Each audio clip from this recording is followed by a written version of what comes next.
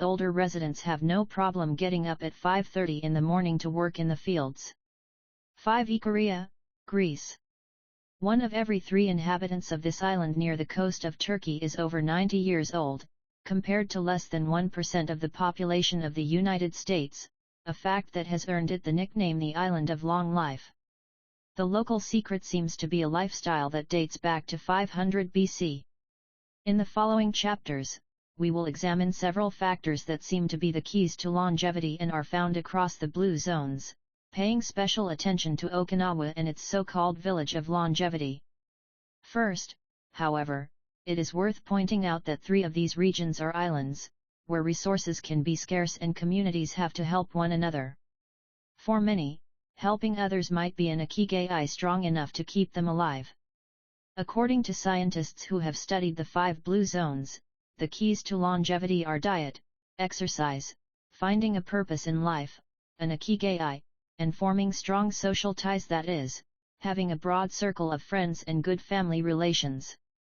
Members of these communities manage their time well in order to reduce stress, consume little meat or processed foods, and drink alcohol in moderation. Point 1. They don't do strenuous exercise, but they do move every day, taking walks and working in their vegetable gardens. People in the blue zones would rather walk than drive. Gardening, which involves daily low-intensity movement, is a practice almost all of them have in common. The 80% secret. One of the most common sayings in Japan is hara hachi buletten, which is repeated before or after eating and means something like fill your belly to 80%. Ancient wisdom advises against eating until we are full. This is why Okinawans stop eating when they feel their stomachs reach 80% of their capacity, rather than overeating and wearing down their bodies with long digestive processes that accelerate cellular oxidation. Of course, there is no way to know objectively if your stomach is at 80% capacity. The lesson to learn from this saying is that we should stop eating when we are starting to feel full. The extra side dish, the snack we eat when we know in our hearts we don't really need it, the apple pie after lunch, all these will give us pleasure in the short term, but not having them will make us happier in the long term. The way food is served is also important. By presenting their meals on many small plates, the Japanese tend to eat less. A typical meal in a restaurant in Japan is served in 5 plates on a tray, 4 of them very small and the main dish slightly bigger. Having 5 plates in front of you makes it seem like you are going to eat a lot, but what happens most of the time is that you end up feeling slightly hungry. This is one of the reasons why Westerners in Japan typically lose weight and stay trim.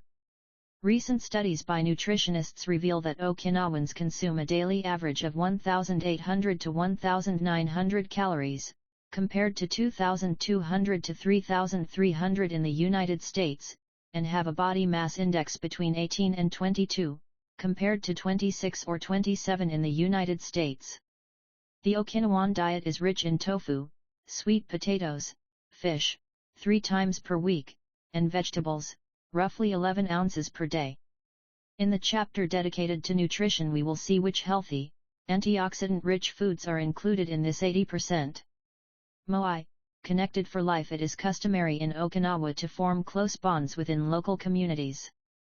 A moai is an informal group of people with common interests who look out for one another. For many, serving the community becomes part of their Ikigai.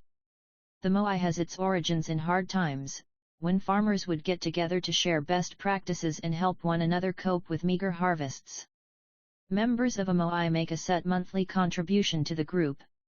This payment allows them to participate in meetings, dinners, games of go and shogi, Japanese chess, or whatever hobby they have in common.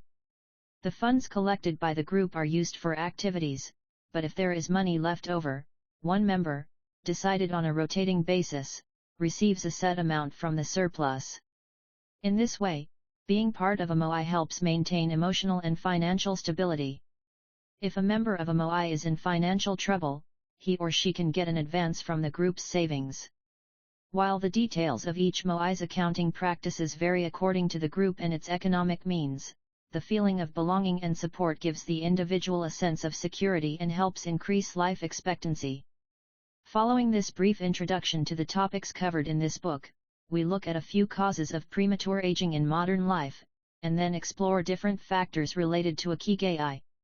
2 Anti-aging secrets. Little things that add up to a long and happy life. Aging's escape velocity. For more than a century, we've managed to add an average of 0.3 years to our life expectancy every year.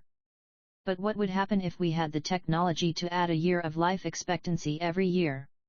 In theory, we would achieve biological immortality, having reached aging's escape velocity. Aging's escape velocity and the rabbit. Imagine a sign far off in the future with a number on it that represents the age of your death. Every year that you live, you advance closer to the sign. When you reach the sign, you die. Now imagine a rabbit holding the sign and walking to the future. Every year that you live, the rabbit is half a year as far away. After a while, you will reach the rabbit and die. But what if the rabbit could walk at a pace of 1 year for every year of your life? You would never be able to catch the rabbit, and therefore you would never die. The speed at which the rabbit walks to the future is our technology. The more we advance technology and knowledge of our bodies, the faster we can make the rabbit walk. Aging's escape velocity is the moment at which the rabbit walks at a pace of 1 year per year or faster, and we become immortal. Researchers with an eye to the future, such as Ray Kurzweil and Aubrey de Grey, claim that we'll reach this escape velocity in a matter of decades. Other scientists are less optimistic, predicting that we'll reach a limit, a maximum age we won't be able to surpass, no matter how much technology we have. For example, some biologists assert that our cells stop regenerating after about 120 years. Active mind, youthful body. There is much wisdom in the classic saying mens sana in corpore sano. There is much wisdom in the classic saying mens sana in corpore sano, a sound mind in a sound body. It reminds us that both mind and body are important, and that the health of one is connected to that of the other. It has been shown that maintaining an active, adaptable mind is one of the key factors in staying young. Having a youthful mind also drives you toward a healthy lifestyle that will slow the aging process. Just as a lack of physical exercise has negative effects on our bodies and mood, a lack of mental exercise is bad for us because it causes our neurons and neural connections to deteriorate and, as a result, reduces our ability to react to our surroundings. This is why it's so important to give your brain a workout. One pioneer in advocating for mental exercise is the Israeli neuroscientist Shlomo Brezhnitz, who argues that the brain needs a lot of stimulation in order to stay in shape. As he stated in an interview with Eduard Punset for the Spanish television program Reads, there is a tension between what is good for someone and what they want to do. This is because people, especially older people, like to do things as they've always done them. The problem is that when the brain develops ingrained habits, it doesn't need to think anymore. Things get done quickly and efficiently on automatic pilot, often in a very advantageous way. This creates a tendency to stick to routines, and the only way of breaking these is to confront the brain with new information. Point 1. Presented with new information, the brain creates new connections and is revitalized. This is why it is so important to expose yourself to change, even if stepping outside your comfort zone means feeling a bit of anxiety. The effects of mental training have been scientifically demonstrated. According to Collins Hemingway and Shlomo Brezhnitz in their book Maximum Brain Power, Challenging the Brain for Health and Wisdom, mental training is beneficial on many levels. You begin exercising your brain by doing a certain task for the first time, he writes. And at first it seems very difficult, but as you learn how to do it, the training is already working. The second time, you realize that it's easier, not harder, to do, because you're getting better at it. This has a fantastic effect on a person's mood.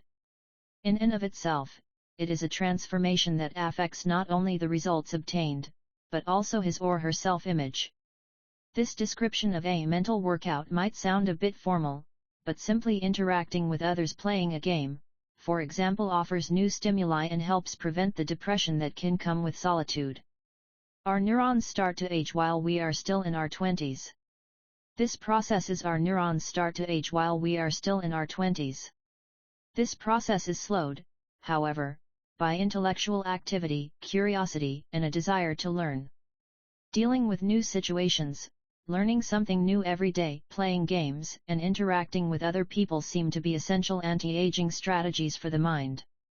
Furthermore, a more positive outlook in this regard will yield greater mental benefits. Stress, accused of killing longevity. Many people seem older than they are. Research into the causes of premature aging has shown that stress has a lot to do with it, because the body wears down much faster during periods of crisis. The American Institute of Stress investigated this degenerative process and concluded that most health problems are caused by stress. Researchers at the Heidelberg University Hospital conducted a study in which they subjected a young doctor to a job interview, which they made even more stressful by forcing him to solve complex math problems for 30 minutes. Afterward, they took a blood sample.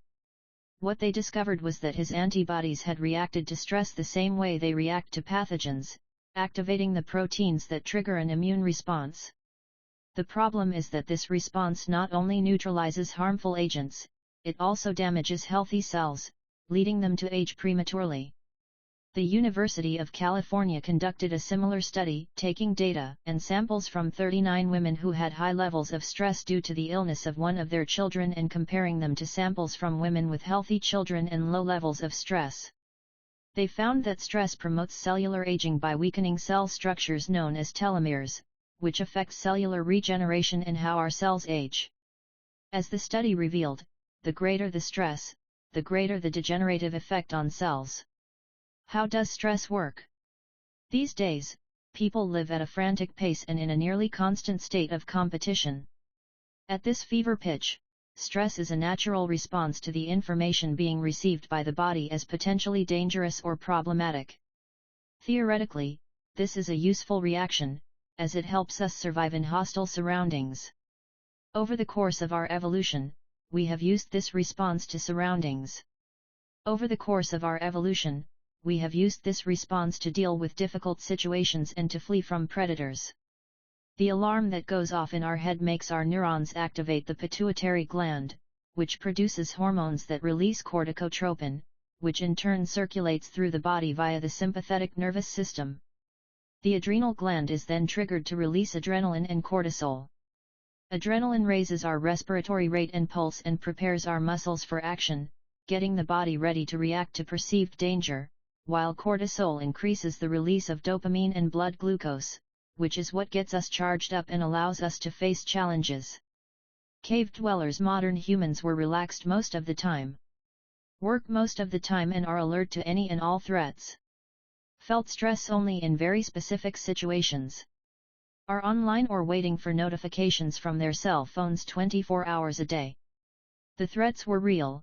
A predator could. The brain associates the ping of a cell phone or an email notification with the end their lives at any moment. Threat of a predator. High doses of cortisol and adrenaline at moments of danger kept the body healthy. Low doses of cortisol flow constantly through the body, with implications for a range of health problems, including adrenal fatigue and chronic fatigue syndrome. These processes are, in moderation, beneficial. They help us overcome challenges in our daily lives. Nonetheless, the stress to which human beings are subjected today is clearly harmful. Stress has a degenerative effect over time.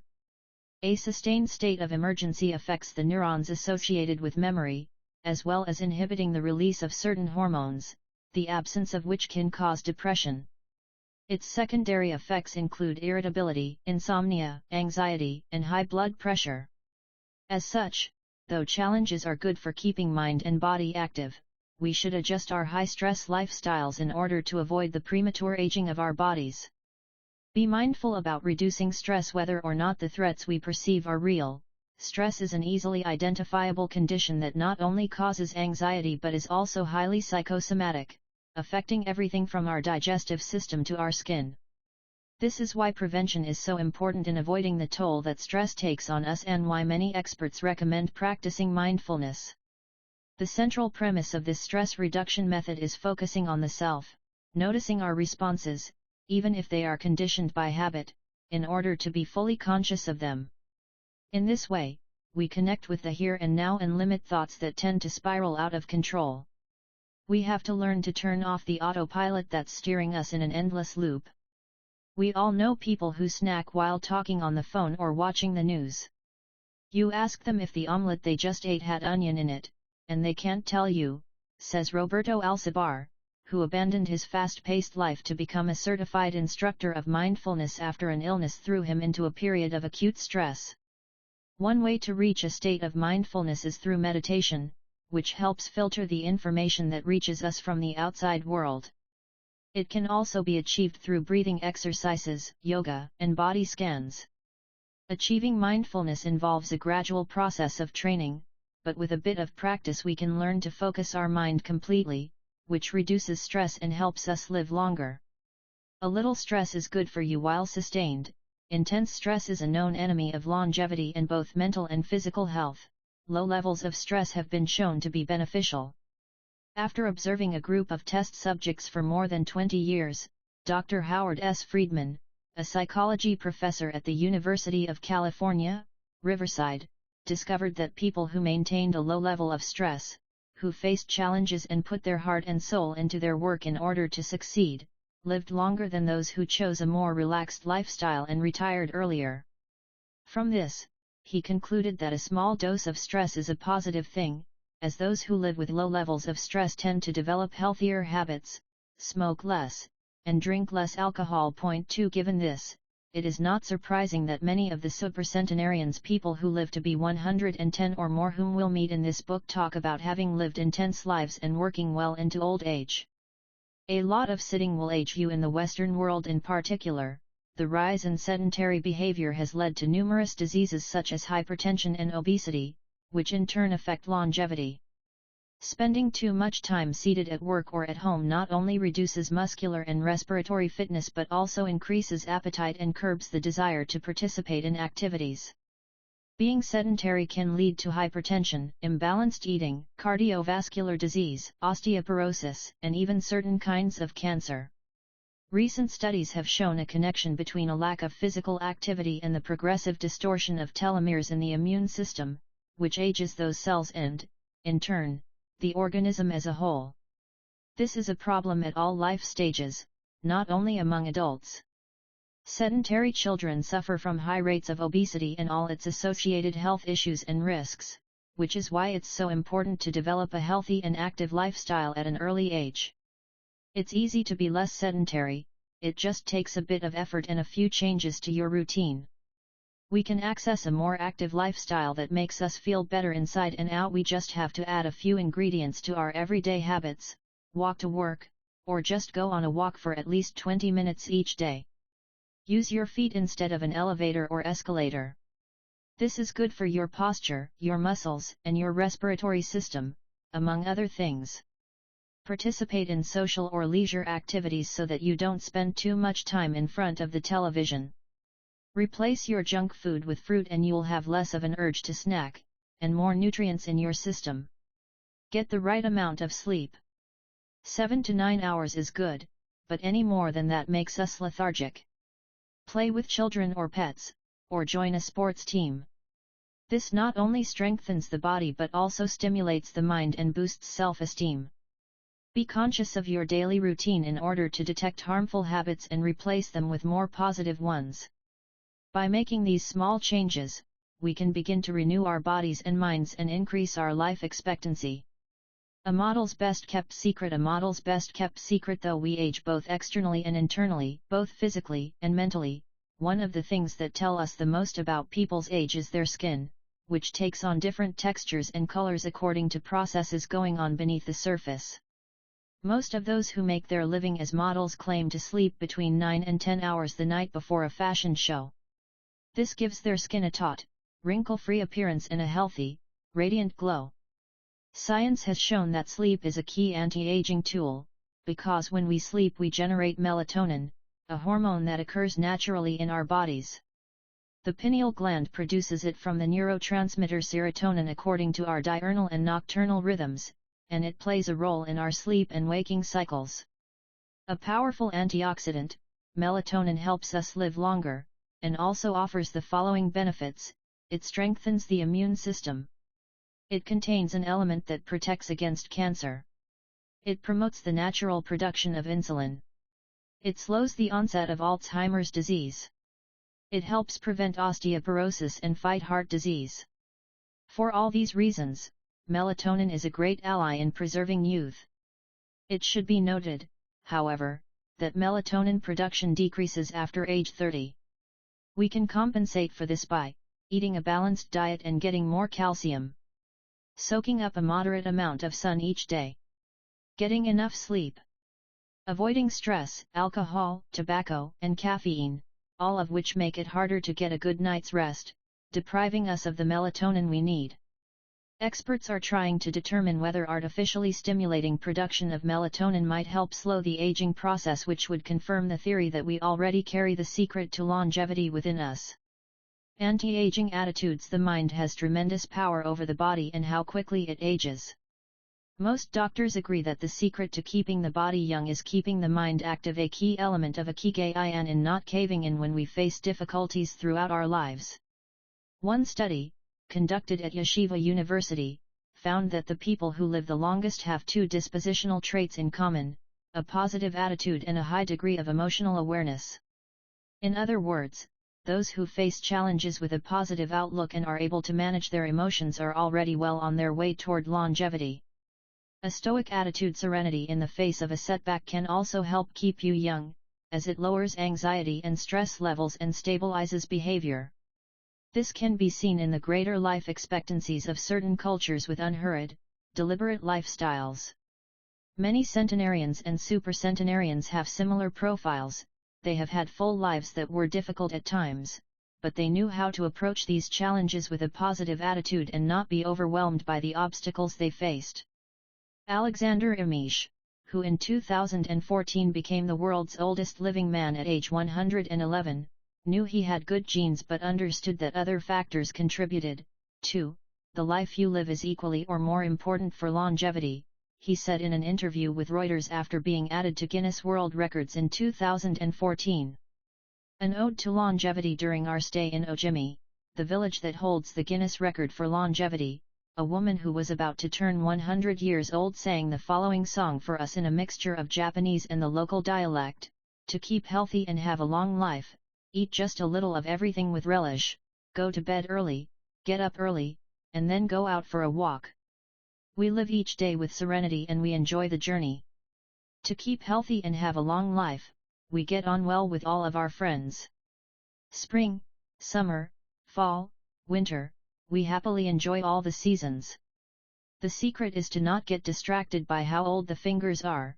The secret is to not get distracted by how old the fingers are, from the fingers to the head and back once again. If you keep moving with your fingers working, 100 years will come to you. We can now use our fingers to turn the page to the next chapter, where we will look at the close relationship between longevity and discovering our life's mission. 3. From logotherapy to Ikigai: how to live longer and better by finding your purpose. What is logotherapy? A colleague once asked Viktor Frankl to define his school of psychology in a single phrase, to which Frankl replied, "Well, in logotherapy the patient sits up straight and has to listen to things that are, on occasion, hard to hear." The colleague had just described psychoanalysis to him in the following terms: in psychoanalysis, the patient lies down on a couch and tells you things that are, on occasion, hard to say.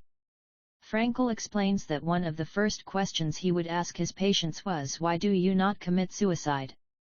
Usually the patient found good reasons not to, and was able to carry on. What, then, does logotherapy do? 1. The answer is pretty clear: it helps you find reasons to live. Logotherapy pushes patients to consciously discover their life's purpose in order to confront their neuroses. Their quest to fulfill their destiny then motivates them to press forward, breaking the mental chains of the past and overcoming whatever obstacles they encounter along the way. Something to Life. For a study conducted by Frankl in his Vienna clinic found that among both patients and personnel, around 80% believed that human beings needed a reason for living, and around 60% felt they had someone or something in their lives worth dying for. 2. The search for meaning. The search for purpose became a personal, driving force that allowed Frankl to achieve his goals. The process of logotherapy can be summarized in these 5 steps. 1. A person feels empty, frustrated, or anxious. 2. The therapist shows him that what he is feeling is the desire to have a meaningful life. 3. The patient discovers his life's purpose, at that particular point in time. 4. Of his own free will, the patient decides to accept or reject that destiny. 5. This newfound passion for life helps him overcome obstacles and sorrows. Frankl himself would live and die for his principles and ideals. His experiences as a prisoner at Auschwitz showed him that everything can be taken from a man but one thing, the last of the human freedoms to choose one's attitude in any given set of circumstances, to choose one's own way. 3. It was something he had to go through alone, without any help, and it inspired him for the rest of his life. 10 Differences between psychoanalysis and logotherapy. Psychoanalysis. Logotherapy. The patient reclines on a couch, like a patient. The patient sits facing the therapist, who guides him or her without passing judgment. Is retrospective, it looks to the past. Looks toward the future. Is introspective, it analyzes neuroses. Does not delve into the patient's neuroses. The drive is toward pleasure. The drive is toward purpose and meaning. Centers on psychology. Includes a spiritual dimension. Works on psychogenic neuroses. Also works on neurogenic, or existential, neuroses. Analyzes the unconscious origin of conflicts, instinctual dimension. Deals with conflicts when and where they arise, spiritual dimension. Limits itself to the patient's instincts. Also deals with spiritual realities. Is fundamentally incompatible with faith. Is compatible with faith. Seeks to reconcile conflicts and satisfy impulses and instincts. Seeks to help the patient find meaning in his life and satisfy his moral principles. Fight for yourself. Existential frustration arises when our life is without purpose, or when that purpose is skewed. In Frankl's view, however, there is no need to see this frustration as an anomaly or a symptom of neurosis. Instead, it can be a positive thing, a catalyst for change. Thing, a catalyst for change. Logotherapy does not see this frustration as mental illness, the way other forms of therapy do, but rather as spiritual anguish, a natural and beneficial phenomenon that drives those who suffer from it to seek a cure, whether on their own or with the help of others, and in so doing to find greater satisfaction in life. It helps them change their own destiny. Logotherapy enters the picture if the person needs help doing this, if he needs guidance in discovering his life's purpose and later in overcoming conflicts so he can keep moving toward his objective. In Man's Search for Meaning, Frankl cites one of Nietzsche's famous aphorisms, "He who has a why to live for can bear with almost any how." Based on his own experience, Frankl believed that our health depends on that natural tension that comes from comparing what we've accomplished so far with what we'd like to achieve in the future. What we need, then, is not a peaceful existence, but a challenge we can strive to meet by applying all the skills at our disposal. Existential crisis, on the other hand, is typical of modern societies in which people do what they are told to do, or what others do, rather than what they want to do. They often try to fill the gap between what is expected of them and what they want for themselves with economic power or physical pleasure, or by numbing their senses. It can even lead to suicide. Sunday neurosis, for example, is what happens when, without the obligations and commitments of the workweek, the individual realizes how empty he is inside. He has to find a solution. Above all, he has to find his purpose, his reason for getting out of bed, his Ikigai. I feel empty inside. In a study conducted at the Vienna Polyclinic Hospital, Frankl's team found that 55% of the patients they interviewed were experiencing some degree of existential crisis. 4 According to logotherapy, discovering one's purpose in life helps an individual fill that existential void. Frankl, a man who faced his problems and turned his objectives into actions, could look back on his life in peace as he grew old. He did not have to envy those still enjoying their youth, because he had amassed a broad set of experiences that showed he had lived for something. Better living through logotherapy, a few key ideas. We don't create the meaning of our life, as Sartre claimed, we discover it. We each have a unique reason for being, which can be adjusted or transformed many times over the years. Just as worry often brings about precisely the thing that was feared, excessive attention to a desire, or hyperintention, can keep that desire from being fulfilled. Humor can help break negative cycles and reduce anxiety. We all have the capacity to do noble or terrible things.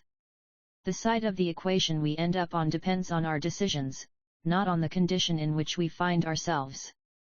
In the pages that follow, we will look at 4 cases from Frankl's own practice in order to better understand the search for meaning and purpose. Case study: Viktor Frankl in German concentration camps, as in those that would later be built in Japan and Korea.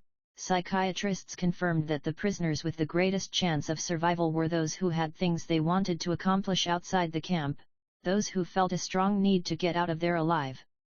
This was true of Frankl, who, after being released and successfully developing the school of logotherapy, realized he had been the first patient of his own practice. Frankl had a goal to achieve, and it made him persevere. He arrived at Auschwitz carrying a manuscript that contained all the theories and research he had compiled over the course of his career, ready for publication. When it was confiscated, he felt compelled to write it all over again, and that need drove him and gave his life meaning amid the constant horror and doubt of the concentration camp, so much so that over the years, and especially when he fell ill with typhus, he would jot down fragments and keywords from the lost work on any scrap of paper he found.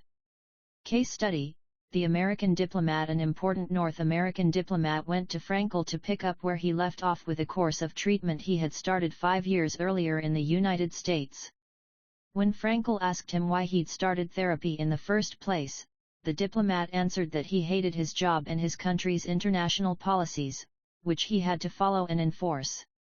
His American psychoanalyst, whom he'd been seeing for years, insisted he make peace with his father so that his government and his job, both representations of the paternal figure, would seem less disagreeable.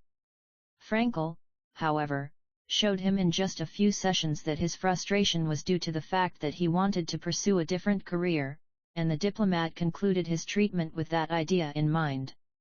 5 years later, the former diplomat informed Frankl that he had been working during that time in a different profession, and that he was happy. In Frankl's view, the man not only didn't need all those years of psychoanalysis, he also couldn't even really be considered a patient in need of therapy. He was simply someone in search of a new life's purpose. As soon as he found it, his life took on deeper meaning. Case study: the suicidal mother. The mother of a boy who had died at age 11 was admitted to Frankl's clinic after she tried to kill herself and her other son. It was this other son, paralyzed since birth, who kept her from carrying out her plan. He did believe his life had a purpose, and if his mother killed them both, it would keep him from achieving his goals. The woman shared her story in a group session. To help her, Frankl asked another woman to imagine a hypothetical situation in which she lay on her deathbed, old and wealthy but childless. The woman insisted that, in that case, she would have felt her life had been a failure. When the suicidal mother was asked to perform the same exercise, imagining herself on her deathbed, she looked back and realized that she had done everything in her power for her children, for both of them. She had given her paralyzed son a good life, and he had turned into a kind, reasonably happy person. To this she added, crying, "As for myself, I can look back peacefully on my life, for I can say my life was full of meaning, and I have tried hard to live it fully. I have done my best. I have done my best for my son. My life was no failure. Have done my best. I have done my best for my son. My life was no failure." In this way, by imagining herself on her deathbed and looking back, the suicidal mother found the meaning that, though she was not aware of it, her life already had.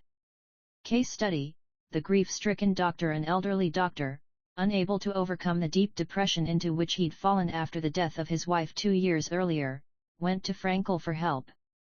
Instead of giving him advice or analyzing his condition, Frankl asked him what would have happened if he had been the one who died first.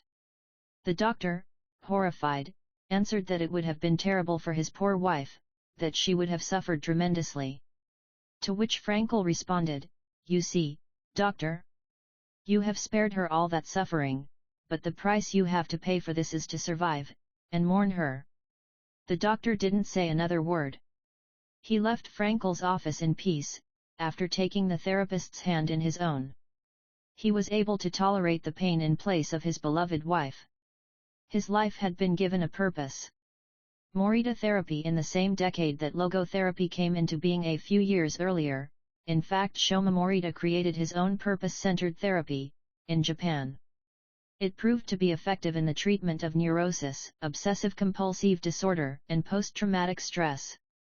In addition to being a psychotherapist, Shoma Morita was a Zen Buddhist, and his therapy left a lasting spiritual mark on Japan.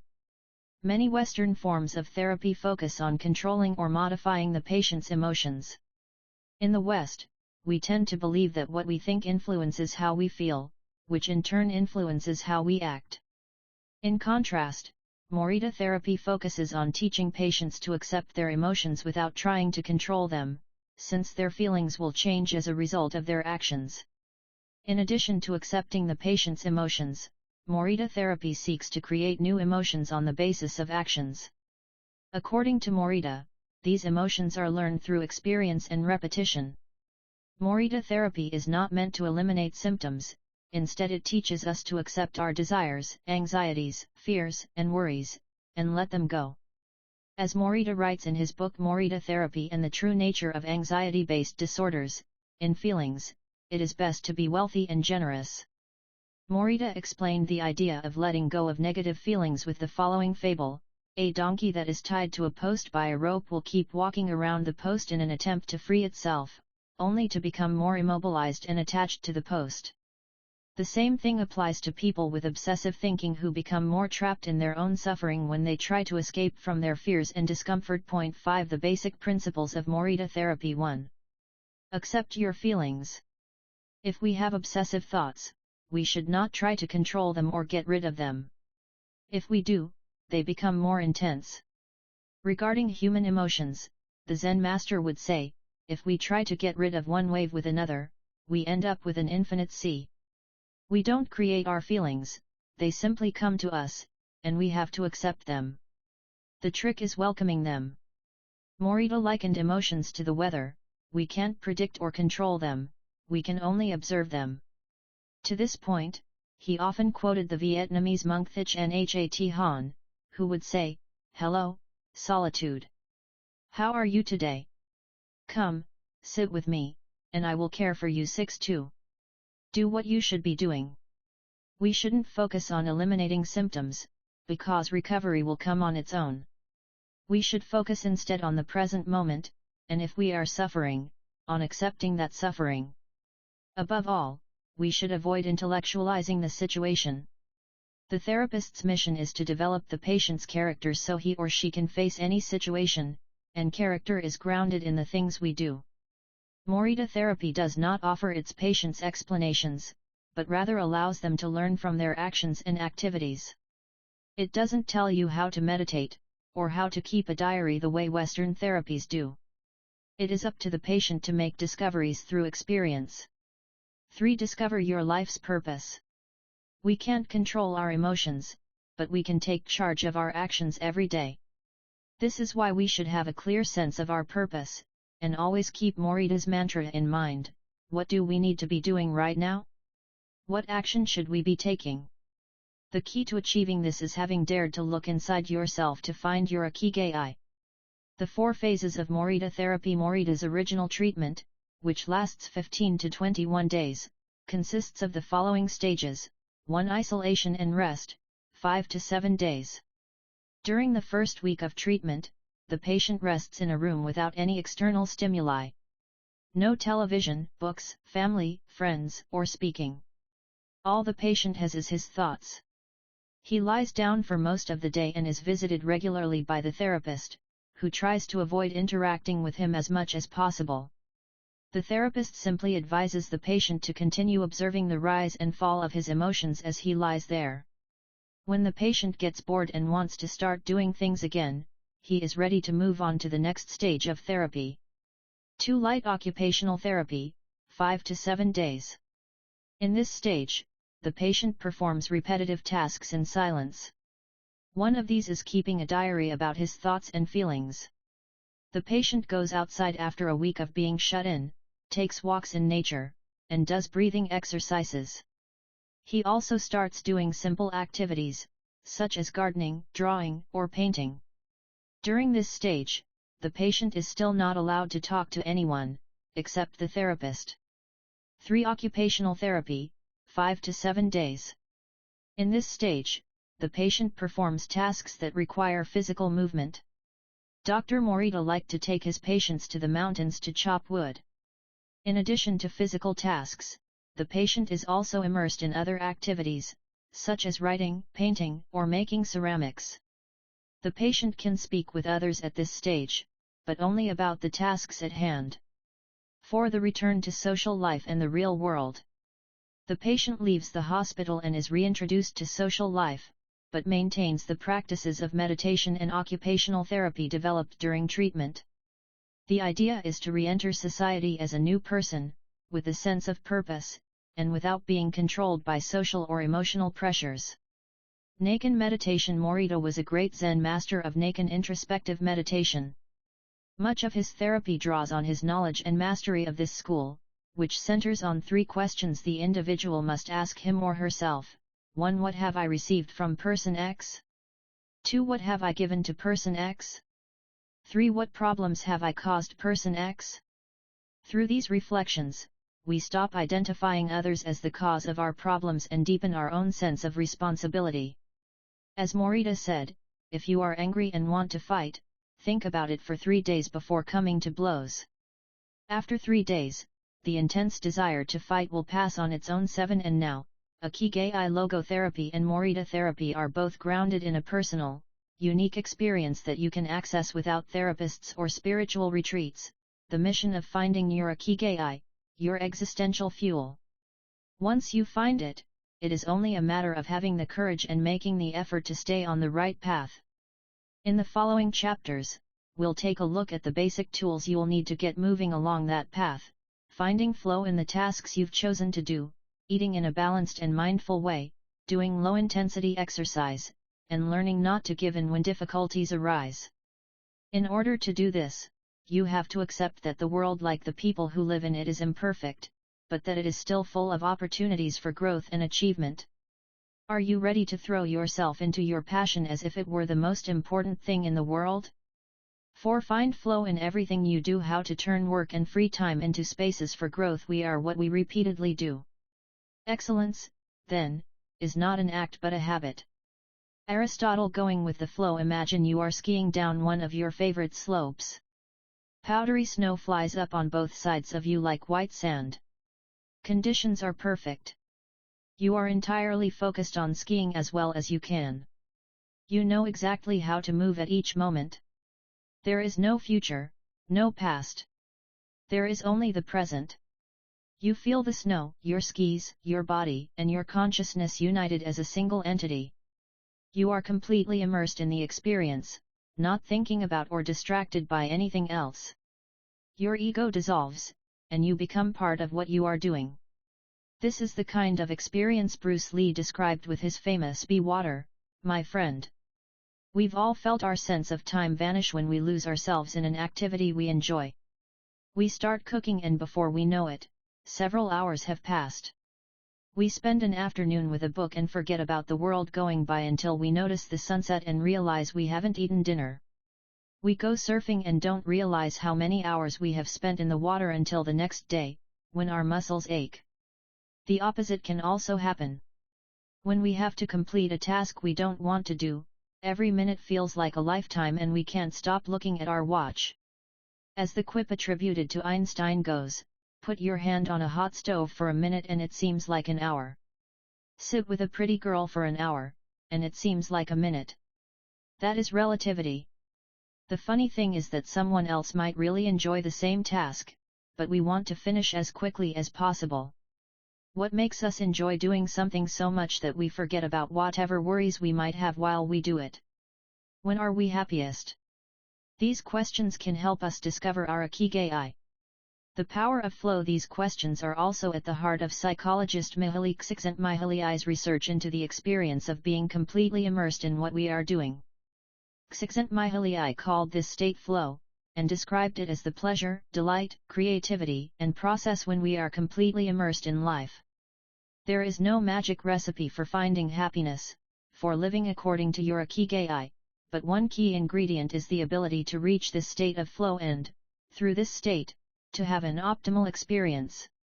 In order to achieve this optimal experience, we have to focus on increasing the time we spend on activities that bring us to this state of flow, rather than allowing ourselves to get caught up in activities that offer immediate pleasure like eating too much, abusing drugs or alcohol, or stuffing ourselves with chocolate in front of the TV.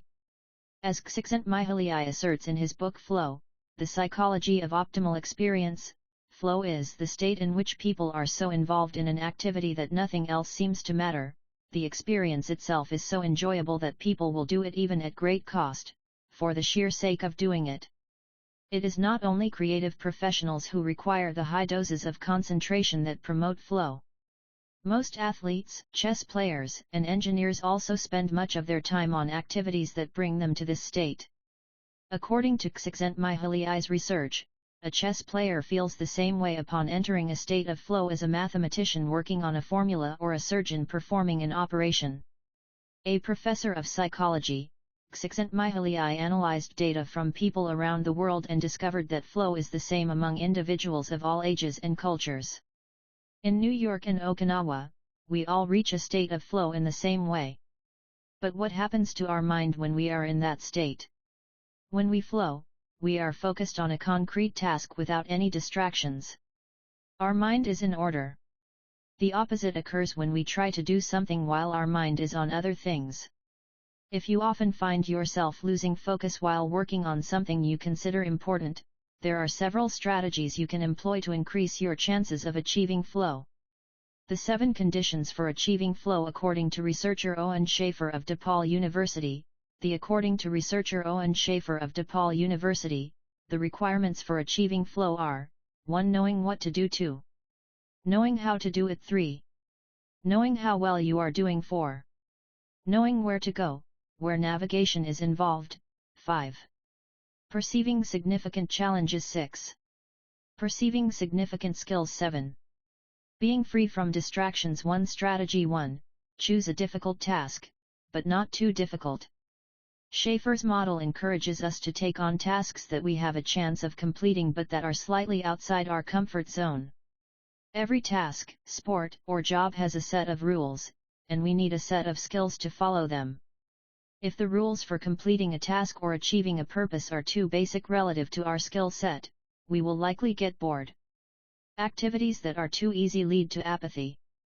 If, on the other hand, we assign ourselves a task that is too difficult, we won't have the skills to complete it and will almost certainly give up and feel frustrated, to boot. The ideal is to find a middle path, something aligned with our abilities but just a bit of a stretch, so we experience it as a challenge. This is what Ernest Hemingway meant when he said, "Sometimes I write better than I can too." We want to see challenges through to the end because we enjoy the feeling of pushing ourselves. Bertrand Russell expressed a similar idea when he said, "To be able to concentrate for a considerable amount of time is essential to difficult achievement." 3. If you're a graphic designer, learn a new software program for your next project. If you're a programmer, use a new programming language. If you're a dancer, try to incorporate into your next routine a movement that has seemed impossible for years. Add a little something extra, something that takes you out of your comfort zone. Even doing something as simple as reading means following certain rules, having certain abilities and knowledge. If we set out to read a book on quantum mechanics for specialists in physics without being specialists in physics ourselves, we'll probably give up after a few minutes. On the other end of the spectrum, if we already know everything a book has to tell us, we'll get bored right away. However, if the book is appropriate to our knowledge and abilities, and builds on what we already know, we'll immerse ourselves in our reading, and time will flow. This pleasure and satisfaction are evidence that we are in tune with our Ikigai. Easy boredom, challenging flow beyond our abilities. Anxiety strategy 2. Have a clear, concrete objective. Video games played in moderation, board games, and sports are great ways to achieve flow, because the objective tends to be very clear, beat your rival or your own record while following a set of explicitly defined rules. Unfortunately, the objective isn't quite as clear in most situations. According to a study by Boston Consulting Group, when asked about their bosses, the number one complaint of employees at multinational corporations is that they don't communicate the team's mission clearly, and that, as a result, the employees don't know what their objectives are. What often happens, especially in big companies, is that the executives get lost in the details of obsessive planning, creating strategies to hide the fact that they don't have a clear objective. It's like heading out to sea with a map but no destination. It is much more important to have a compass pointing to a concrete objective than to have a map. Joy Ito, director of the MIT Media Lab, encourages us to use the principle of compass over maps as a tool to navigate our world of uncertainty. In the book Whiplash, How to Survive Our Faster Future, he and Jeff Howe write, in an increasingly unpredictable world moving ever more quickly, a detailed map may lead you deep into the woods at an unnecessarily high cost. A good compass, though, will always take you where you need to go. It doesn't mean that you should start your journey without any idea where you're going. What it does mean is understanding that while the path to your goal may not be straight, you'll finish faster and more efficiently than you would have if you had trudged along a pre-planned route. In business, the creative professions, and education alike, it's important to reflect on what we hope to achieve before starting to work, study, or make something. We should ask ourselves questions such as, what is my objective for today's session in the studio? How many words am I going to write today for the article coming out next month? What is my team's mission? How fast will I set the metronome tomorrow in order to play that sonata at an allegro tempo by the end of the week? Having a clear objective is important in achieving flow, but we also have to know how to leave it behind when we get down to business. Once the journey has begun, we should keep this objective in mind without obsessing over it. When Olympic athletes compete for a gold medal, they can't stop to think how pretty the medal is. They have to be present in the moment, they have to flow. If they lose focus for a second, thinking how proud they'll be to show the medal to their parents, they'll almost certainly commit an error at a critical moment and will not win the competition. One common example of this is writer's block. Imagine that a writer has to finish a novel in 3 months. The objective is clear, the problem is that the writer can't stop obsessing over it. Every day she wakes up thinking, I have to write that novel, and every day she sets about reading the newspaper and cleaning the house. Every evening she feels frustrated and promises she'll get to work the next day. Days, weeks, and months pass, and the writer still hasn't gotten anything down on the page, when all it would have taken was to sit down and get that first word out, then the second to flow with the project, expressing her Ikigai. As soon as you take these first small steps, your anxiety will disappear and you will achieve a pleasant flow in the activity you're doing. Getting back to Albert Einstein, a happy man is too satisfied with the present to dwell on the future. For vague objective, clearly defined objective, and a focus on process confusion, time and energy wasted on obsessive desire to achieve a goal while ignoring process fixation on the objective rather than getting confusion, time and energy wasted on flow meaningless tasks, mental block, flow fixation on the objective rather than getting down to business, mental block. Strategy 3, concentrate on a single task. This is perhaps one of the greatest obstacles we face today, with so much technology and so many distractions. We're listening to a video on YouTube while writing an email, when suddenly a chat prompt pops up and we answer it.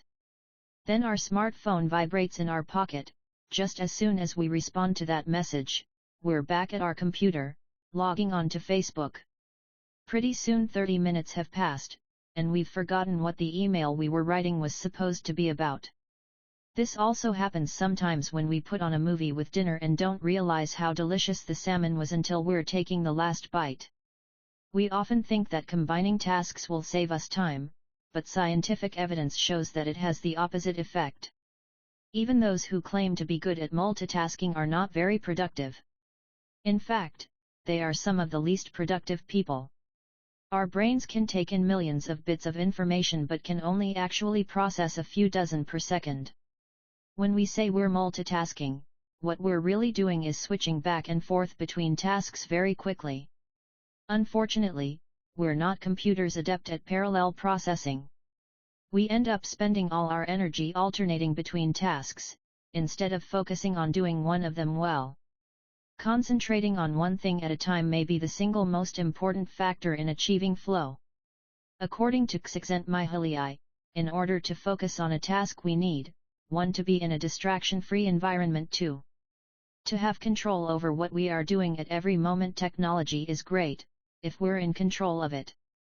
It's not so great if it takes control of us. For example, if you have to write a research paper, you might sit down at your computer and use Google to look up the information you need. However, if you're not very disciplined, you might end up surfing the web instead of writing that paper. In that case, Google and the internet will have taken over, pulling you that paper. In that case, Google and the internet will have taken over, pulling you out of your state of flow. It has been scientifically shown that if we continually ask our brains to switch back and forth between tasks, we waste time, make more mistakes, and remember less of what we've done. Several studies conducted at Stanford University by Clifford Ivor Nass describe our generation as suffering from an epidemic of multitasking. One such study analyzed the behavior of hundreds of students, dividing them into groups based on the number of things they tended to do at once.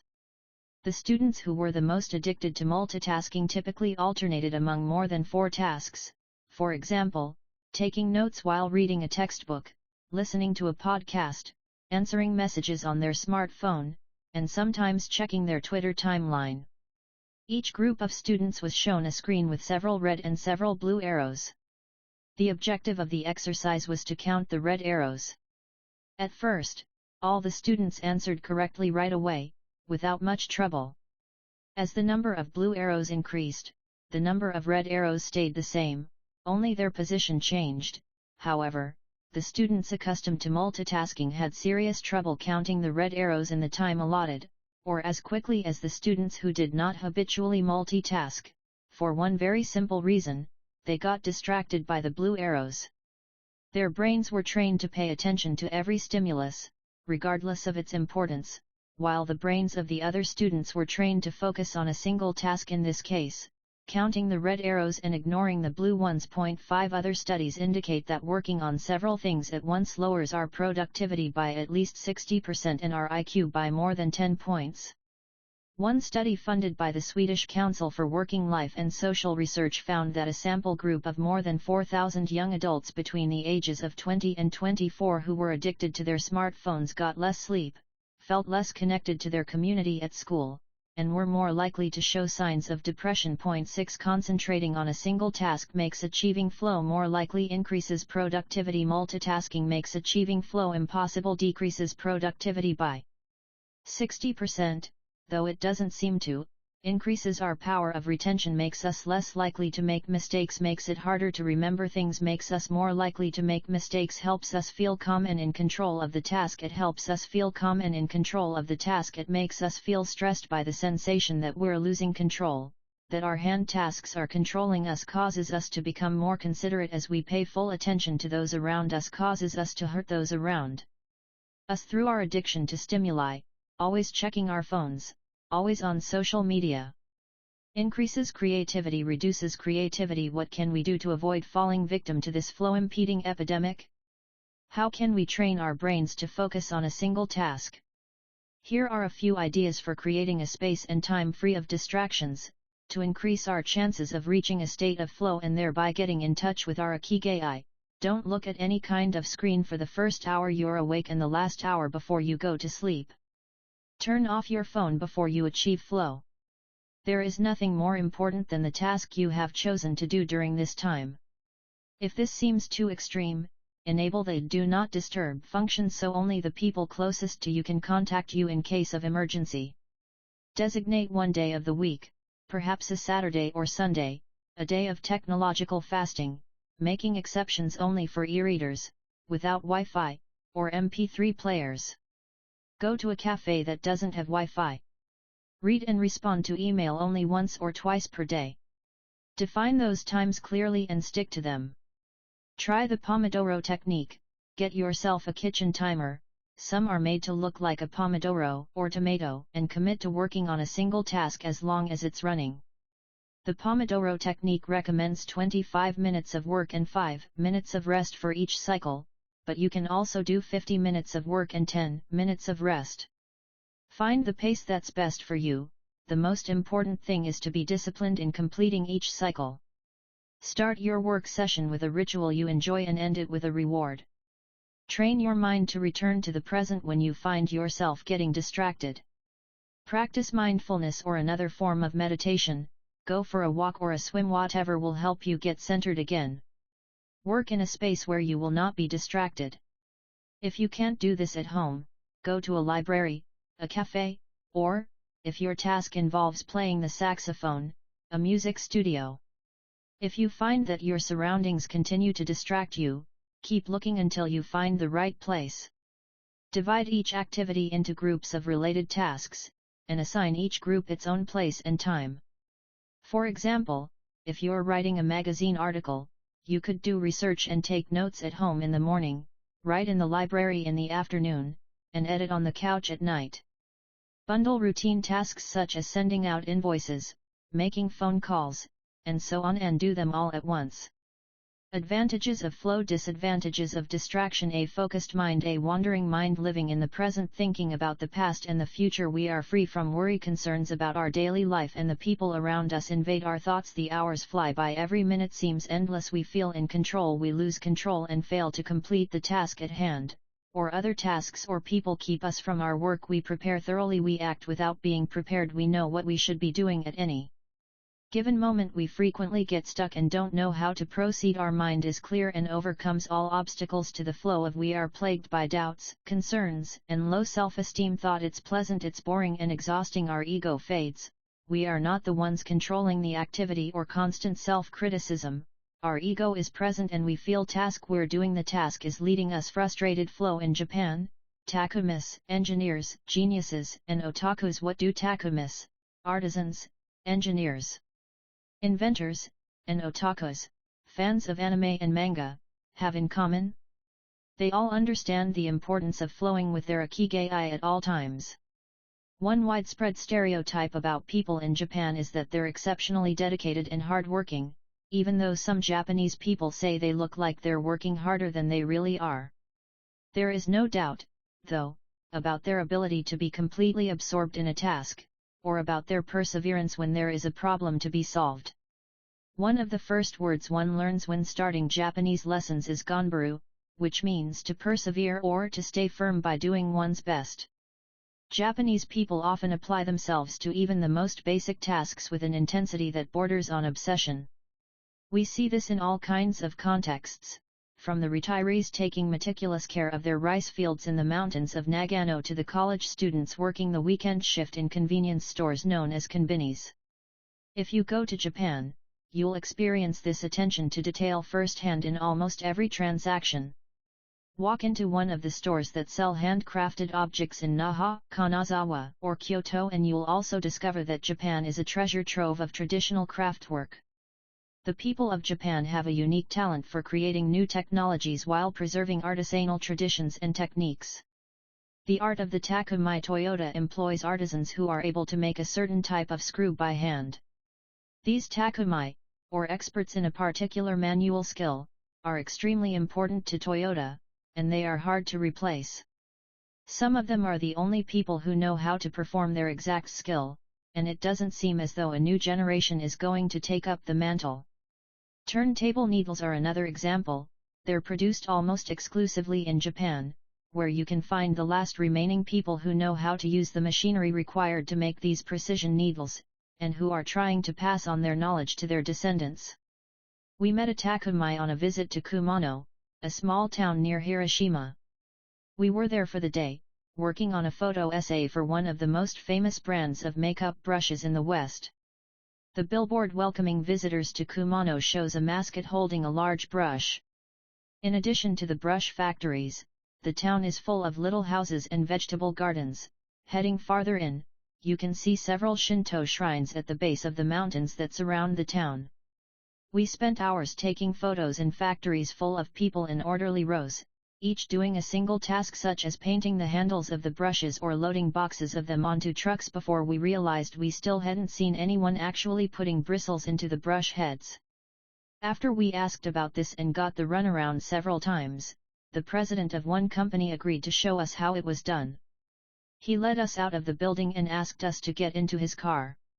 After a 5-minute drive we parked next to another, smaller structure and climbed the stairs.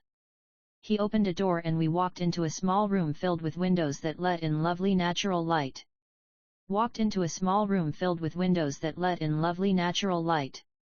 In the middle of the room was a woman wearing a mask. You could see only her eyes. She was so focused on choosing individual bristles for the brushes, gracefully moving her hands and fingers, using scissors and combs to sort the bristles, that she didn't even notice our presence. Her movements were so quick it was hard to tell what she was doing. The president of the company interrupted her to let her know that we'd be taking photos as she worked. We couldn't see her mouth, but the glint in her eye and the cheerful inflection in her speech let us know she was smiling. She looked happy and proud, talking about her work and responsibilities. We had to use extremely fast shutter speeds to capture her movements. Her hands danced and flowed in concert with her tools and the bristles she was sorting. The president told us that this Takumi was one of the most important people in the company, even though she was hidden away in a separate building. Every bristle of every brush the company made passed through her hands. Steve Jobs in Japan. Apple co-founder Steve Jobs was a big fan of Japan. Not only did he visit the Sony factories in the 1980s and adopt many of their methods when he founded Apple, he was also captivated by the simplicity and quality of Japanese porcelain in Kyoto. It was not, however, an artisan from Kyoto who won Steve Jobs' devotion, but rather a Takumi from Toyama named Yukio Shakunaga, who used a technique called Echo Sito-yaki, known by only a few. On a visit to Kyoto, Jobs heard of an exhibition of Shakunaga's work. He immediately understood that there was something special about Shakunaga's porcelain.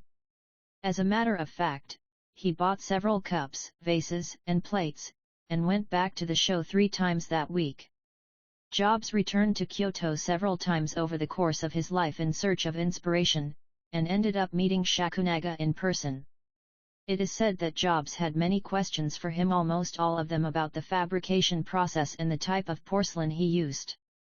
Shakunaga explained that he used white porcelain he extracted himself from mountains in the Toyama prefecture, making him the only artist of his ilk familiar with the fabrication process of porcelain objects from their origins in the mountains to their final form in authentic Takumi.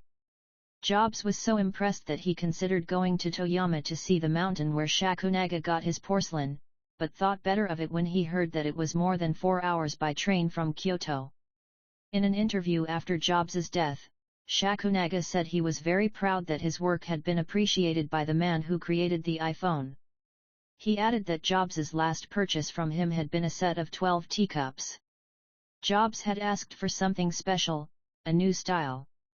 To satisfy this request, Shakunaga made 150 teacups in the process of testing out new ideas.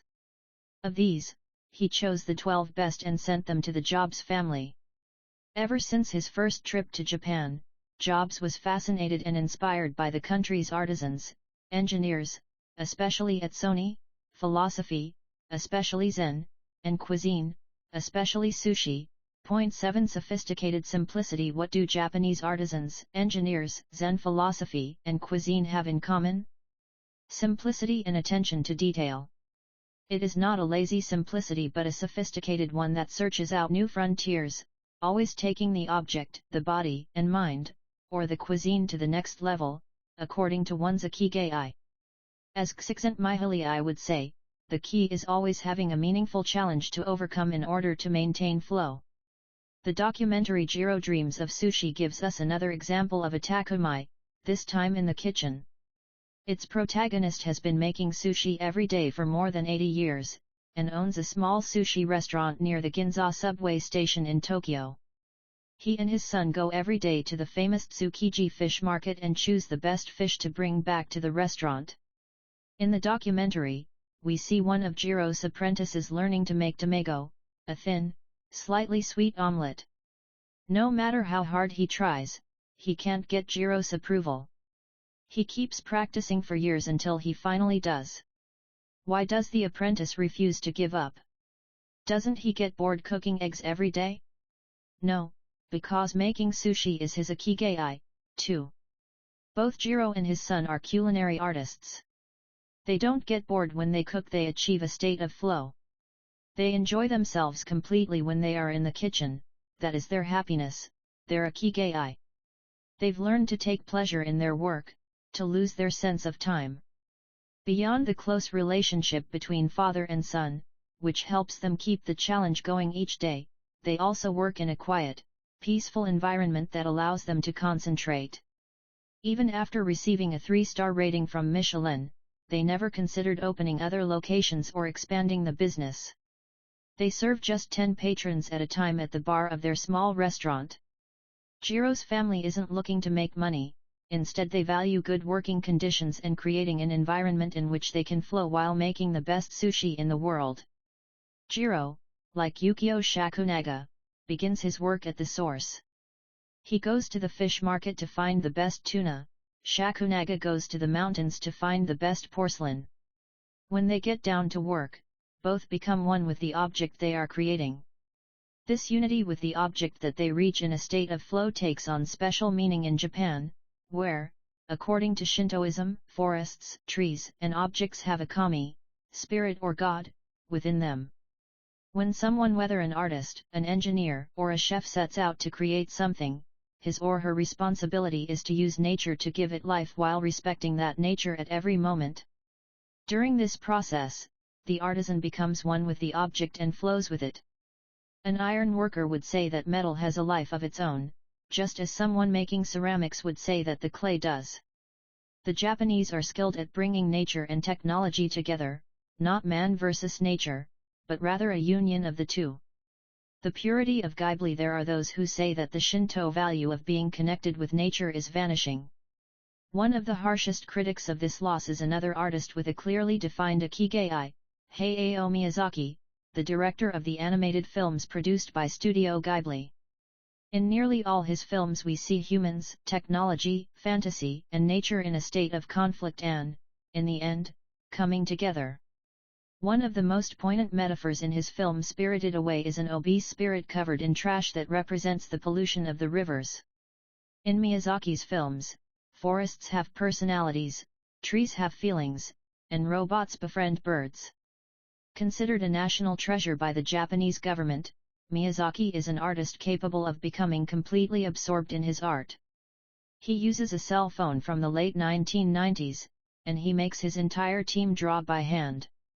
He directs his films by rendering on paper even the tiniest detail, achieving flow by drawing, not by using a computer. Thanks to this obsession on the director's part, Studio Ghibli is one of the only studios in the world where almost the entire production process is carried out using traditional techniques. Those who have visited Studio Ghibli know that it is fairly typical, on a given Sunday, to see a solitary individual tucked away in a corner, hard at work, a man in simple clothes who will greet them with an "Ohayo," hello, without looking up. Miyazaki is so passionate about his work that he spends many Sundays in the studio, enjoying the state of flow, putting his Ikigai above all else. Visitors know that under no circumstances is one to bother Miyazaki, who is known for his quick temper, especially if he is interrupted while drawing.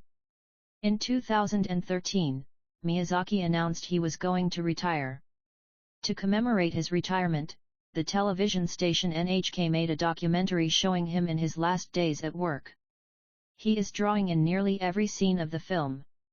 In one scene, several of his colleagues are seen coming out of a meeting, and there he is, drawing in a corner, paying no attention to them.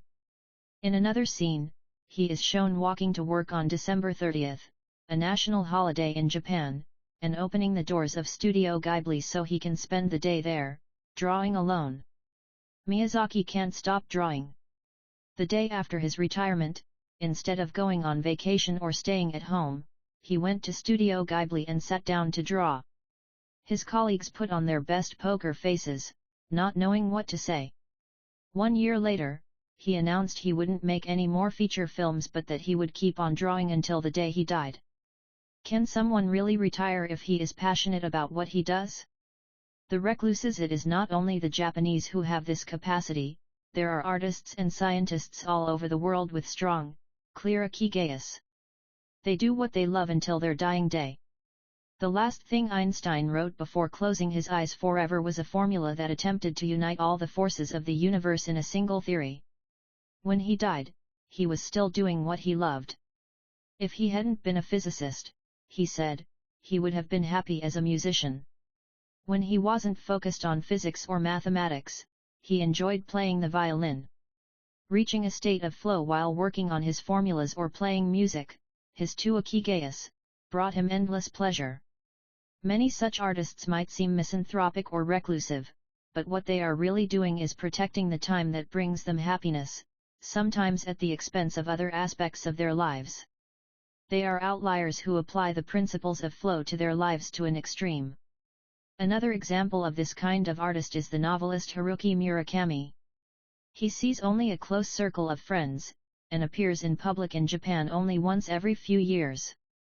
Artists know how important it is to protect their space, control their environment, and be free of distractions if they want to flow with their ikigai.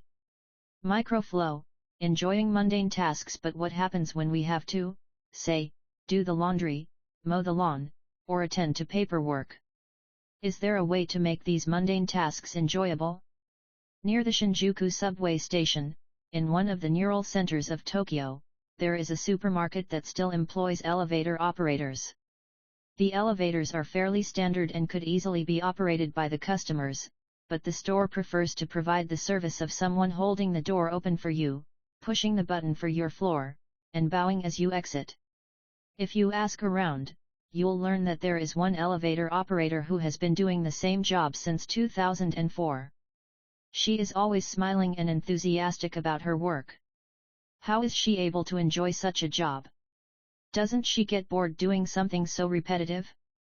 On closer inspection, it becomes clear that the elevator operator is not just pushing buttons but is instead performing a whole sequence of movements.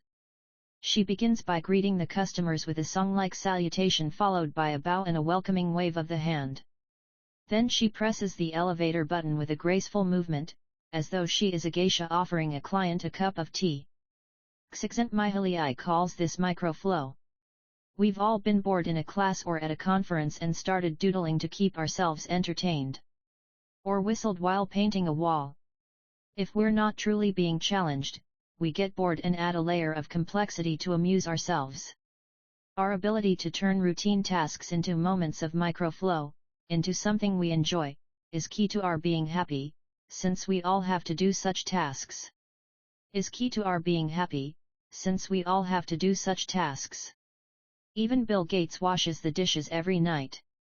He says he enjoys it, that it helps him relax and clear his mind, and that he tries to do it a little better each day, following an established order or set of rules he's made for himself, plates first, forks second, and so on.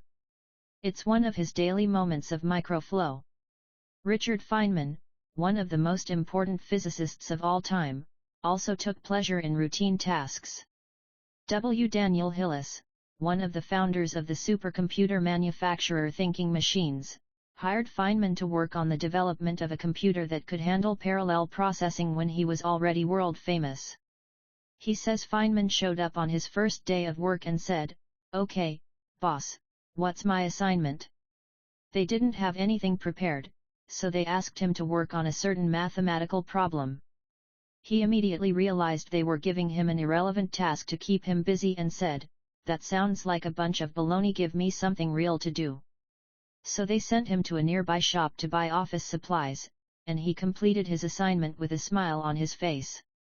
When he didn't have something important to do or needed to rest his mind, Feynman dedicated himself to microflowing, say, painting the office walls. Weeks later, after visiting the Thinking Machines offices, a group of investors declared, "You have a Nobel laureate in there painting walls and soldering circuits, 8 instant vacations. Getting there through meditation training the mind can get us to a place of flow more quickly." Meditation is one way to exercise our mental muscles. There are many types of meditation, but they all have the same objective: calming the mind, observing our thoughts and emotions, and centering our focus on a single object. The basic practice involves sitting with a straight back and focusing on your breath. Anyone can do it, and you feel a difference after just one session. By fixing your attention on the air moving in and out of your nose, you can slow the torrent of thoughts and clear your mental horizons. The archer's secret. The winner of the 1988 Olympic gold medal for archery was a 17-year-old woman from South Korea. When asked how she prepared, she replied that the most important part of her training was meditating for 2 hours each day. If we want to get better at reaching a state of flow, meditation is an excellent antidote to our smartphones and their notifications constantly clamoring for our attention. One of the most common mistakes among people starting to meditate is worrying about doing it right, achieving absolute mental silence, or reaching nirvana. The most important thing is to focus on the journey. Since the mind is a constant swirl of thoughts, ideas, and emotions, slowing down the centrifuge even for just a few seconds can help us feel more rested and leave us with a sense of clarity. In fact, one of the things we learn in the practice of meditation is not to worry about anything that flits across our mental screen. The idea of killing our boss might flash into our mind, but we simply label it as a thought and let it pass like a cloud, without judging or rejecting it. It is only a thought, one of the 60,000 we have every day, according to some experts. Meditation generates alpha and theta brain waves. For those experienced in meditation, these waves appear right away, while it might take a half hour for a beginner to experience them. These relaxing brain waves are the ones that are activated right before we fall asleep, as we lie in the sun, or right after taking a hot bath. We all carry a spa with us everywhere we go. It's just a matter of knowing how to get in, something anyone can do, with a bit of practice. Humans as ritualistic beings, life is inherently ritualistic. We could argue that humans naturally follow rituals that keep us busy. In some modern cultures, we have been forced out of our ritualistic lives to pursue goal after goal in order to be seen as successful. But throughout history, humans have always been busy. We were hunting, cooking, farming, exploring, and raising families, activities that were structured as rituals to keep us busy throughout our days. But in an unusual way, rituals still permeate daily life and business practices in rituals still permeate daily life and business practices in modern Japan. The main religions in Japan, Confucianism, Buddhism, and Shintoism, are all ones in which the rituals are more important than absolute rules. When doing business in Japan, process, manners, and how you work on something is more important than the final results. Whether this is good or bad for the economy is beyond the scope of this book. What is indisputable, though, is that finding flow in a ritualistic workplace is much easier than in one in which we are continually stressed out trying to achieve unclear goals set by our bosses. Rituals give us clear rules and objectives, which help us enter a state of flow. When we have only a big goal in front of us, we might feel lost or overwhelmed by it. Rituals help us by giving us the process, the sub-steps, on the path to achieving a goal. When confronted with a big goal, try to break it down into parts and then attack each part one by one. Focus on enjoying your daily rituals, using them as tools to enter a state of flow. Don't worry about the outcome, it will come naturally. Happiness is in the doing, not in the result. As a rule of thumb, remind yourself, rituals over goals. The happiest people are not the ones who achieve the most. They are the ones who spend more time than others in a state of flow. Using flow to find your Ikigai. After reading this chapter, you should have a better idea of which activities in your life make you enter flow. Write all of them on a piece of paper, then ask yourself these questions. What do the activities that drive you to flow have in common? Why do those activities drive you to flow? For example, are all the activities you most like doing ones that you practice alone or with other people? Do you flow more when doing things that require you to move your body or just to think? In the answers to these questions you might find the underlying Ikigai that drives your life.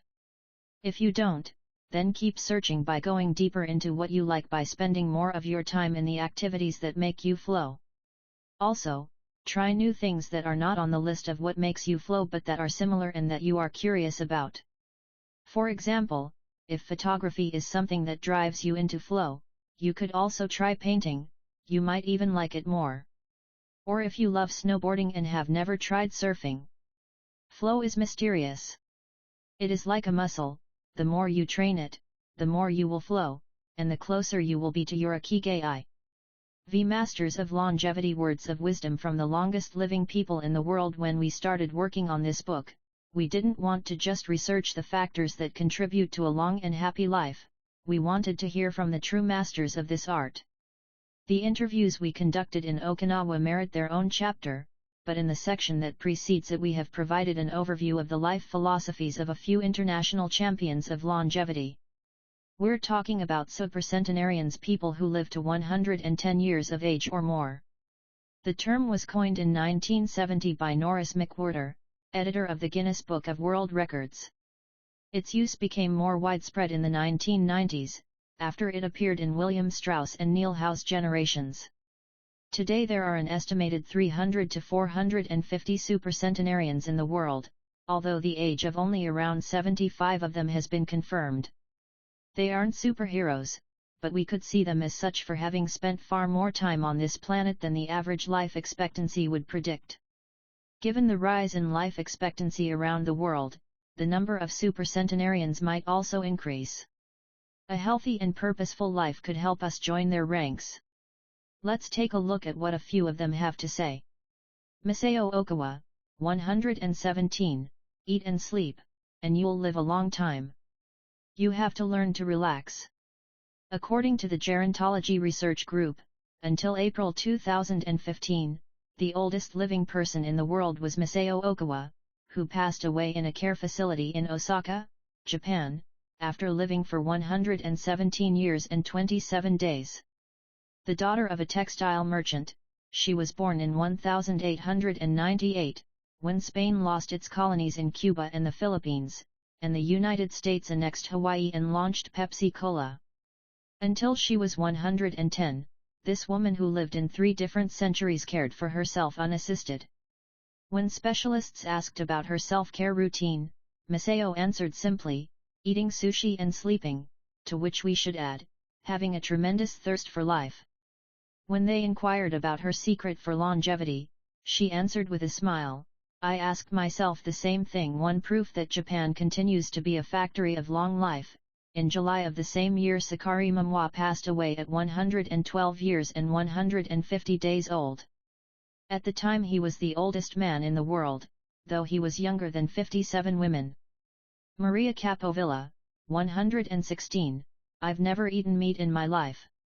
Born in Ecuador in 1889, Maria Capovilla was recognized by Guinness as the world's oldest person. She died of pneumonia in 2006 at 116 years and 347 days old, leaving behind 3 children, 12 grandchildren, and 20 great and great-great-grandchildren. She gave one of her last interviews at age 107, sharing her memories and her thoughts, I'm happy, and I give thanks to God, who keeps me going. I never thought I'd live so long, I thought I'd die long ago. My husband, Antonio Capovilla, was the captain of a ship. He passed away at 84. We had 2 daughters and a son, and now I have many grandchildren and great-grandchildren. Things were better, back in the old days. People behaved better. We used to dance, but we were more restrained. There was this one song I loved dancing to, Maria by Luis Alarcon. I still remember most of the words. I also remember many prayers, and say them every day. I like the waltz, and can still dance it. I also still make crafts, I still do some of the things I did when I was in school. Point 2 When she had finished recalling her past, she began to dance, one of her great passions, with an energy that made her seem decades younger. When asked about her secret for longevity, she responded simply, I don't know what the secret to long life is. The only thing I do is I've never eaten meat in my life. I attribute it to that. Jean Calment, 122, everything's fine. Born in Alès, France, in February 1875, Jean Calment lived until August 4, 1997, making her, at 122, the oldest person of verified age in history. She jokingly said that she competed with Methuselah, and there is no question that jokingly said that she competed with Methuselah, and there is no question that she broke numerous records as she went on celebrating birthdays. She died of natural causes at the end of a happy life during which she denied herself almost nothing. She rode a bicycle until she turned 100. She lived on her own until 110, when she agreed to move into a nursing home after accidentally starting a small fire in her apartment. She stopped smoking at 120, when her cataracts started making it hard for her to bring a cigarette to her lips. One of her secrets may have been her sense of humor. As she said on her 120th birthday, "I see badly, I hear badly, and I feel bad, but everything's fine." 3 Walter Brenning, 114, if you keep your mind and body busy, you'll be around a long time. Born in Minnesota in 1896, Walter Brenning was able to see 3 centuries in his lifetime. He died in Montana in 2011, from natural causes. He'd had 2 wives and a 50-year career on the railroad. At 83 he retired to an assisted living center in Montana, where he remained until his death. He is the second oldest man, of verified age, ever born in the United States. He gave many interviews in his final years, insisting that his longevity stemmed from, among other things, his habit of eating only 2 meals per day and working for as many years as he could. Your mind and your body. You keep both busy, he said on his 112th birthday, you'll be here a long time. Back then, he was still exercising every day. Among Brenning's other secrets, he had a habit of helping others, and he wasn't afraid of dying. As he declared in a 2010 interview with the Associated Press, "We're all going to die. Some people are scared of dying. Never be afraid to die. Because you're born to die." Before passing away in 2011, he is said to have told a pastor that he'd made a deal with God: if he wasn't going to get better, it was time to go. Alexander Imish, 111, I just haven't died yet. Born in Poland in 1903, Alexander Imish was a chemist and parapsychologist residing in the United States who, after the death of his predecessor in 2014, residing in the United States who, after the death of his predecessor in 2014, became the oldest man of authenticated age in the world. Imish himself died shortly thereafter, in June of that year, leaving behind a long life rich with experiences. Imish attributed his longevity to, among other things, never drinking alcohol. "It's not as though I'd won the Nobel Prize," he said upon being declared the world's oldest man. "I never thought I'd get to be so old." When asked about his secret to living so long, his answer was, "I don't know. I just haven't died yet." 5 Ikigai artists. The secret to long life, however, is not held by supercentenarians alone. There are many people of advanced age who, though they haven't made it into Guinness World Records, offer us inspiration and ideas for bringing energy and meaning to our lives. Artists, for example, who carry the torch of their Ikigai instead of retiring, have this power. Art, in all its forms, is an Ikigai that can bring happiness and purpose to our days. Enjoying or creating beauty is free, and something all human beings have access to. Hokusai, the Japanese artist who made woodblock prints in the ukiyo-e style and lived for 88 years, from the mid-18th to the mid-19th century, added this postscript to the first edition of his 100 Views of Mount Fuji: 6 All that I have produced before the age of 70 is not worth being counted. It is at the age of 73 that I have somewhat begun to understand the structure of true nature, of animals and grasses, and trees and birds and fishes and insects. Consequently, at 80 years of age I shall have made still more progress. At 90 I hope to have penetrated into the mystery of things. At 100 years of age I should have reached decidedly a marvelous degree, and when I shall be 110, all that I do, every point and every line, shall be instinct with life. In the pages that follow, we've collected some of the most inspirational words from artists interviewed by Camille Sweeney for the New York Times. 7 of those still living, none have retired, and all still enjoy their passion, which they plan to pursue until their final breath, demonstrating that when you have a clear purpose, no one can stop you. The actor Christopher Plummer, still working at 86, reveals a dark desire shared by many who love the profession: we want to drop dead on stage. That would be a nice theatrical way to go. Osamu Tezuka, the father of modern Japanese manga, shared this feeling. Before he died in 1989, his last words as he drew one final cartoon were, "Please, just let me work." The 86-year-old filmmaker Frederick Wiseman declared on a stroll through Paris that he likes to work, which is why he does it with such intensity. "Everybody complains about their aches and pains and all that, but my friends are either dead or are still working," he said. 10 Carmen Herrera, a painter who just entered her 100th year, sold her first canvas at age 89. Today her work is in the permanent collections of the Tate Modern and the Museum of Modern Art. When asked how she viewed her future, she responded, "I am always waiting to finish the next thing. Absurd, I know.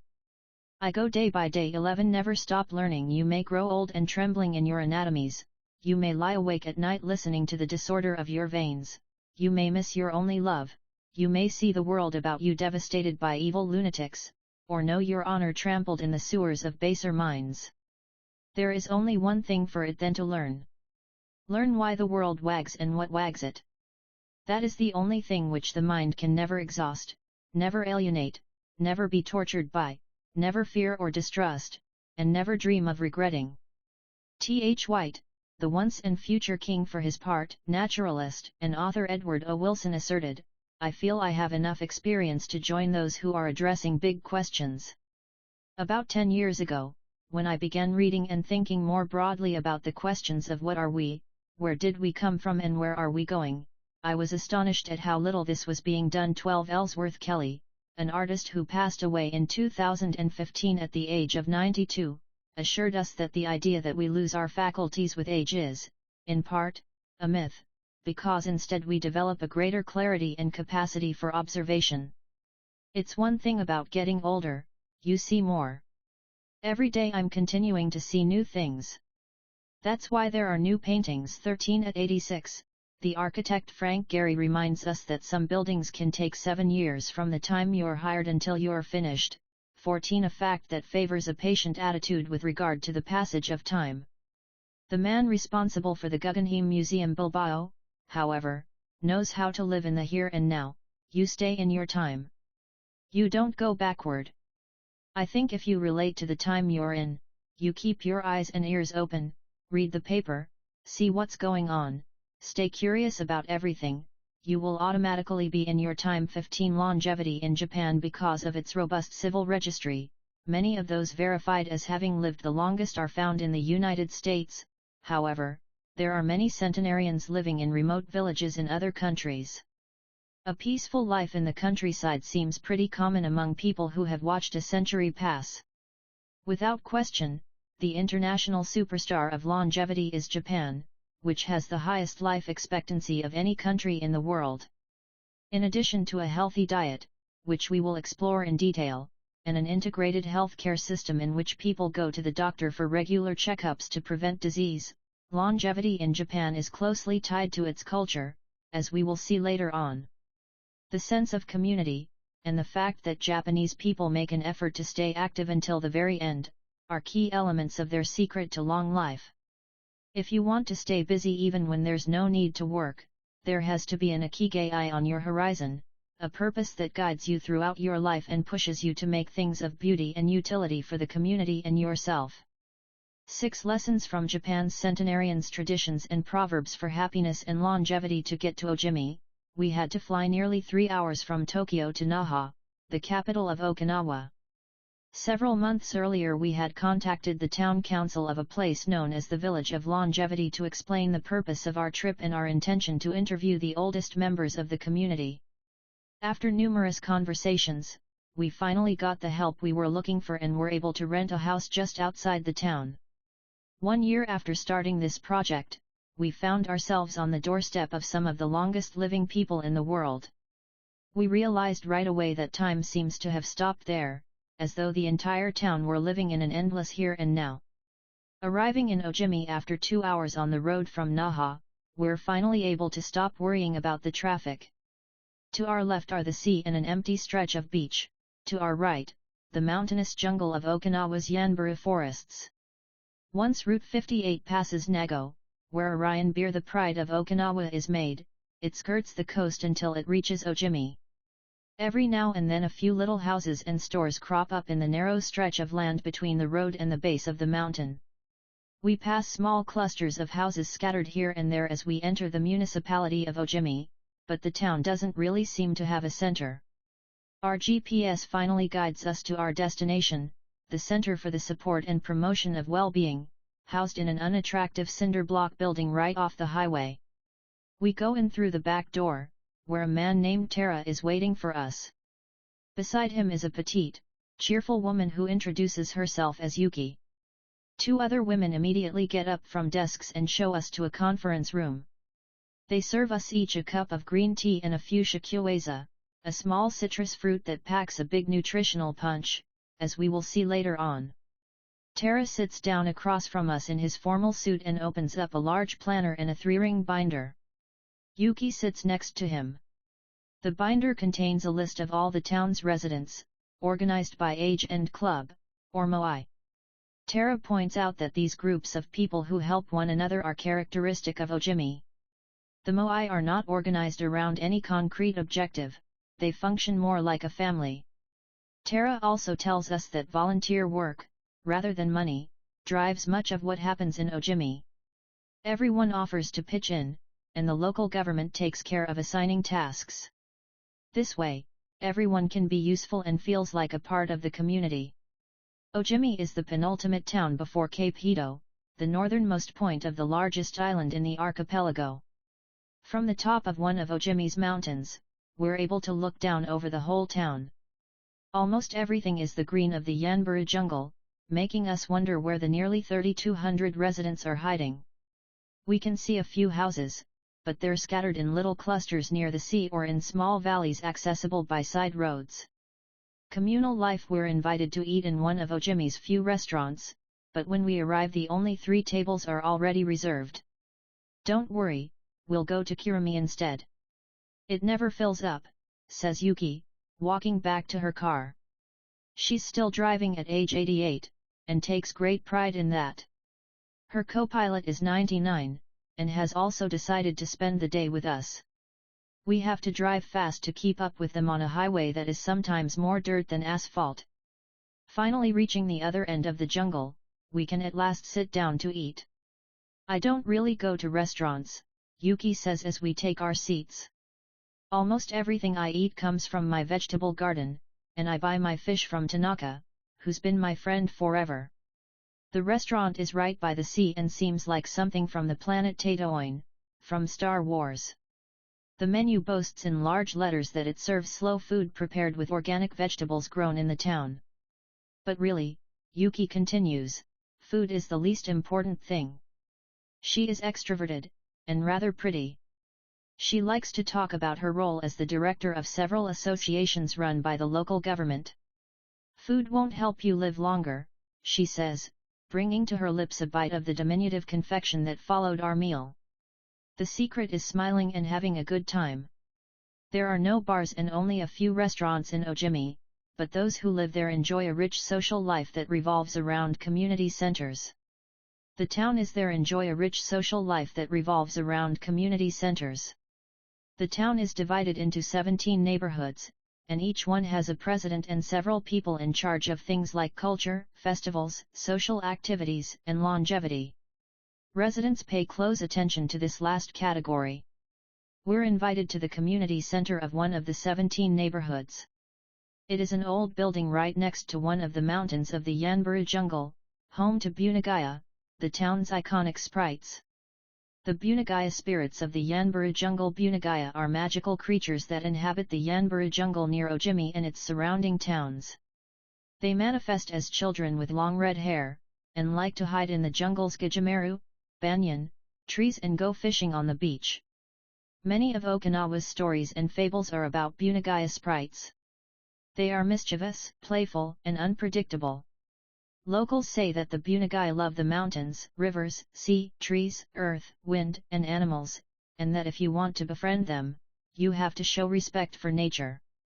A birthday party. When we arrive at the neighborhood's community center, we're greeted by a group of about 20 people who proudly proclaim, "The youngest among us is 83. We conduct our interviews at a large table while drinking green tea. When we finish, we're brought to an event space, where we celebrate the birthdays of 3 members of the group. One woman is turning 99, another 94, and one young man has just reached 89. We sing a few songs popular in the village and finish up with Happy Birthday in English. The woman turning 99 blows out the candles and thanks everyone for coming to her party. We eat homemade shakueza cake and end up dancing and celebrating as though it were the birthday of a 20-something. It's the first party, but not the last, that we'll attend during our week in the village. We'll also do karaoke with a group of seniors who sing better than we do, and attend a traditional festival with local bands, dancers, and food stands at the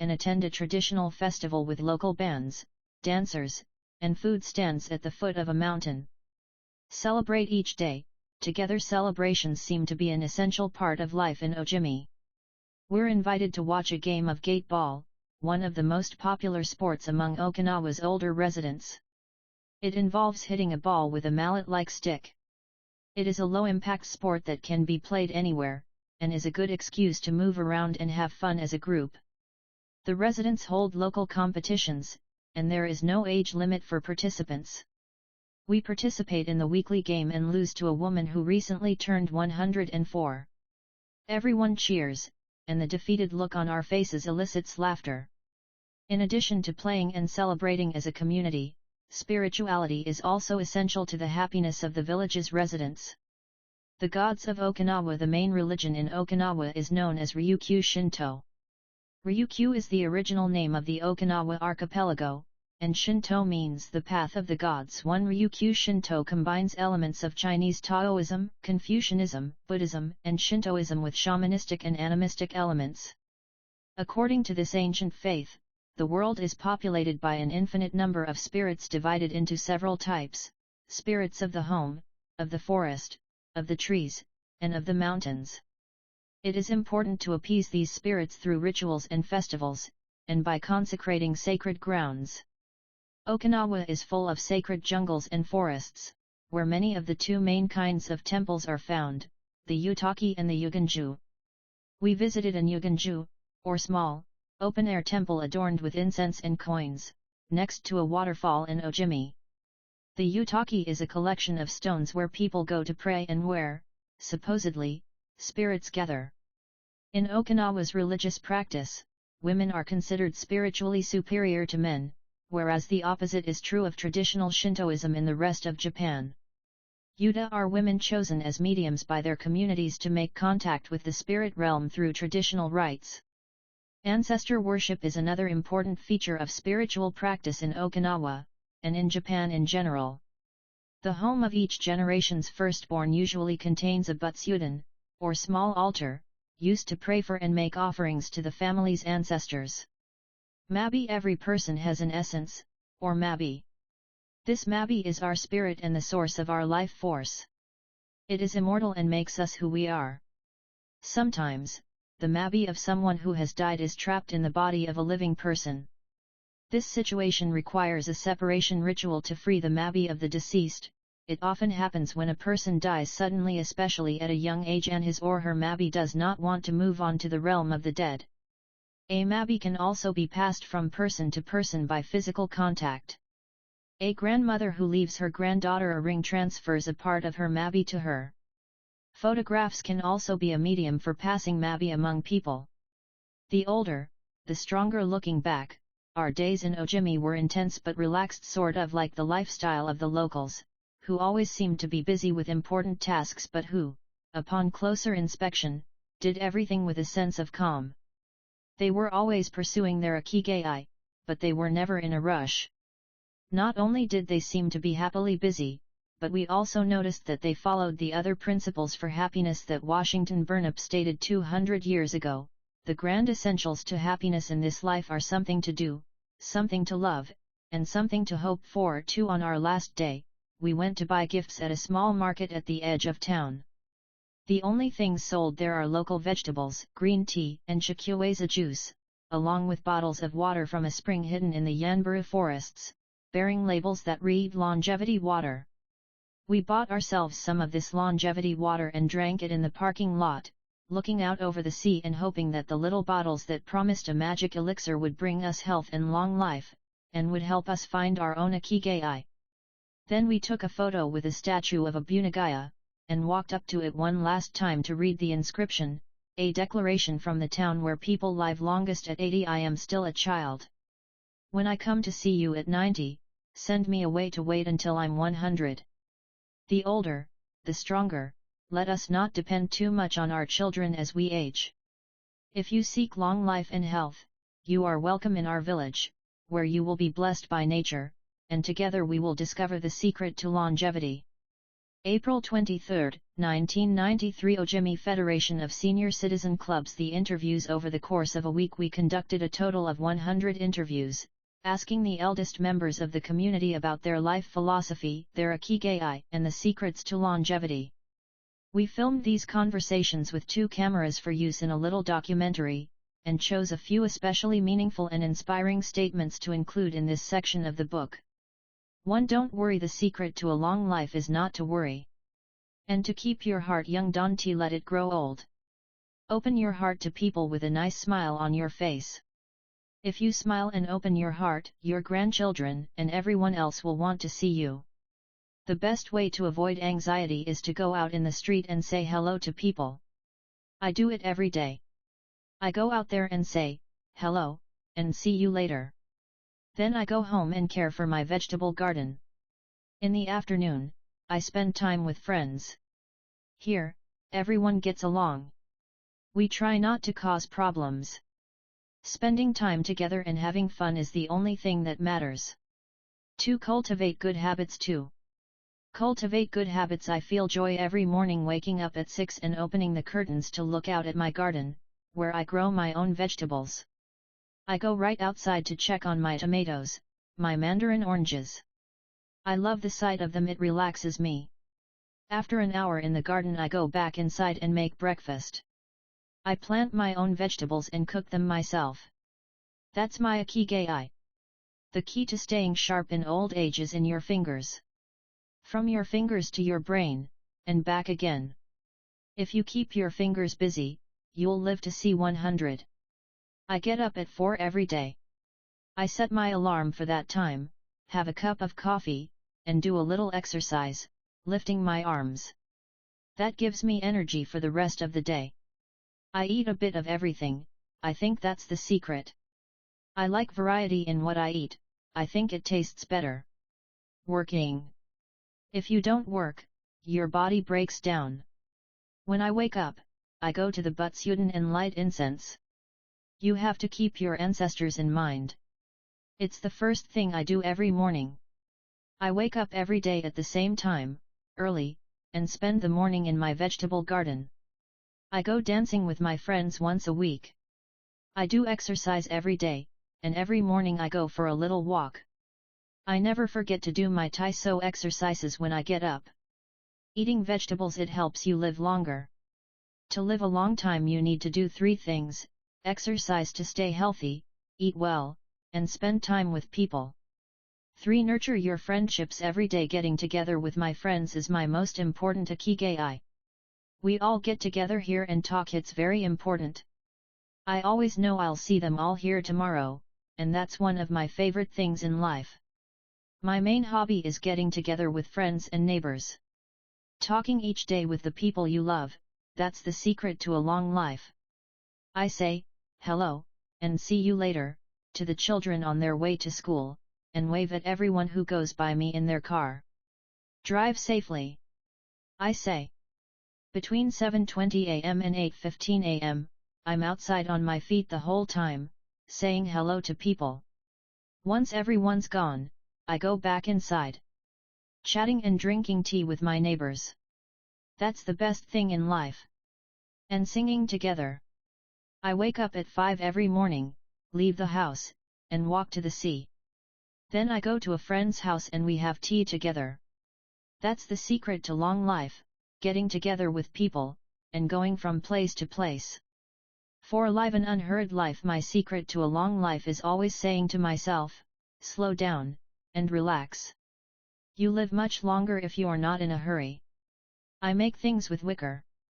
That's my Ikigai. The first thing I do when I wake up is pray. Then I do my exercises and eat breakfast.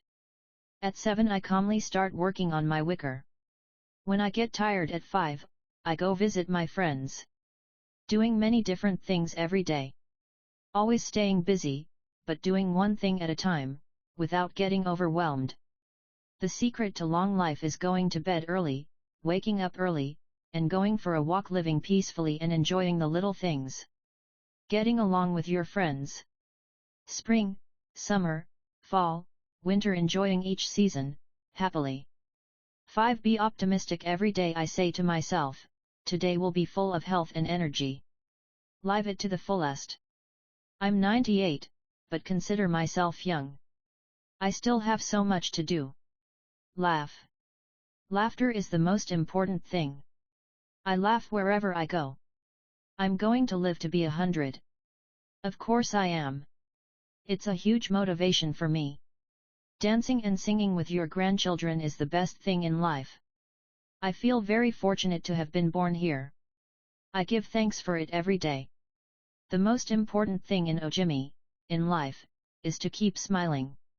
I do volunteer work to give back to the village a bit of what it has given to me. For example, I use my car to help friends get to the hospital. There's no secret to it. The trick is just to live.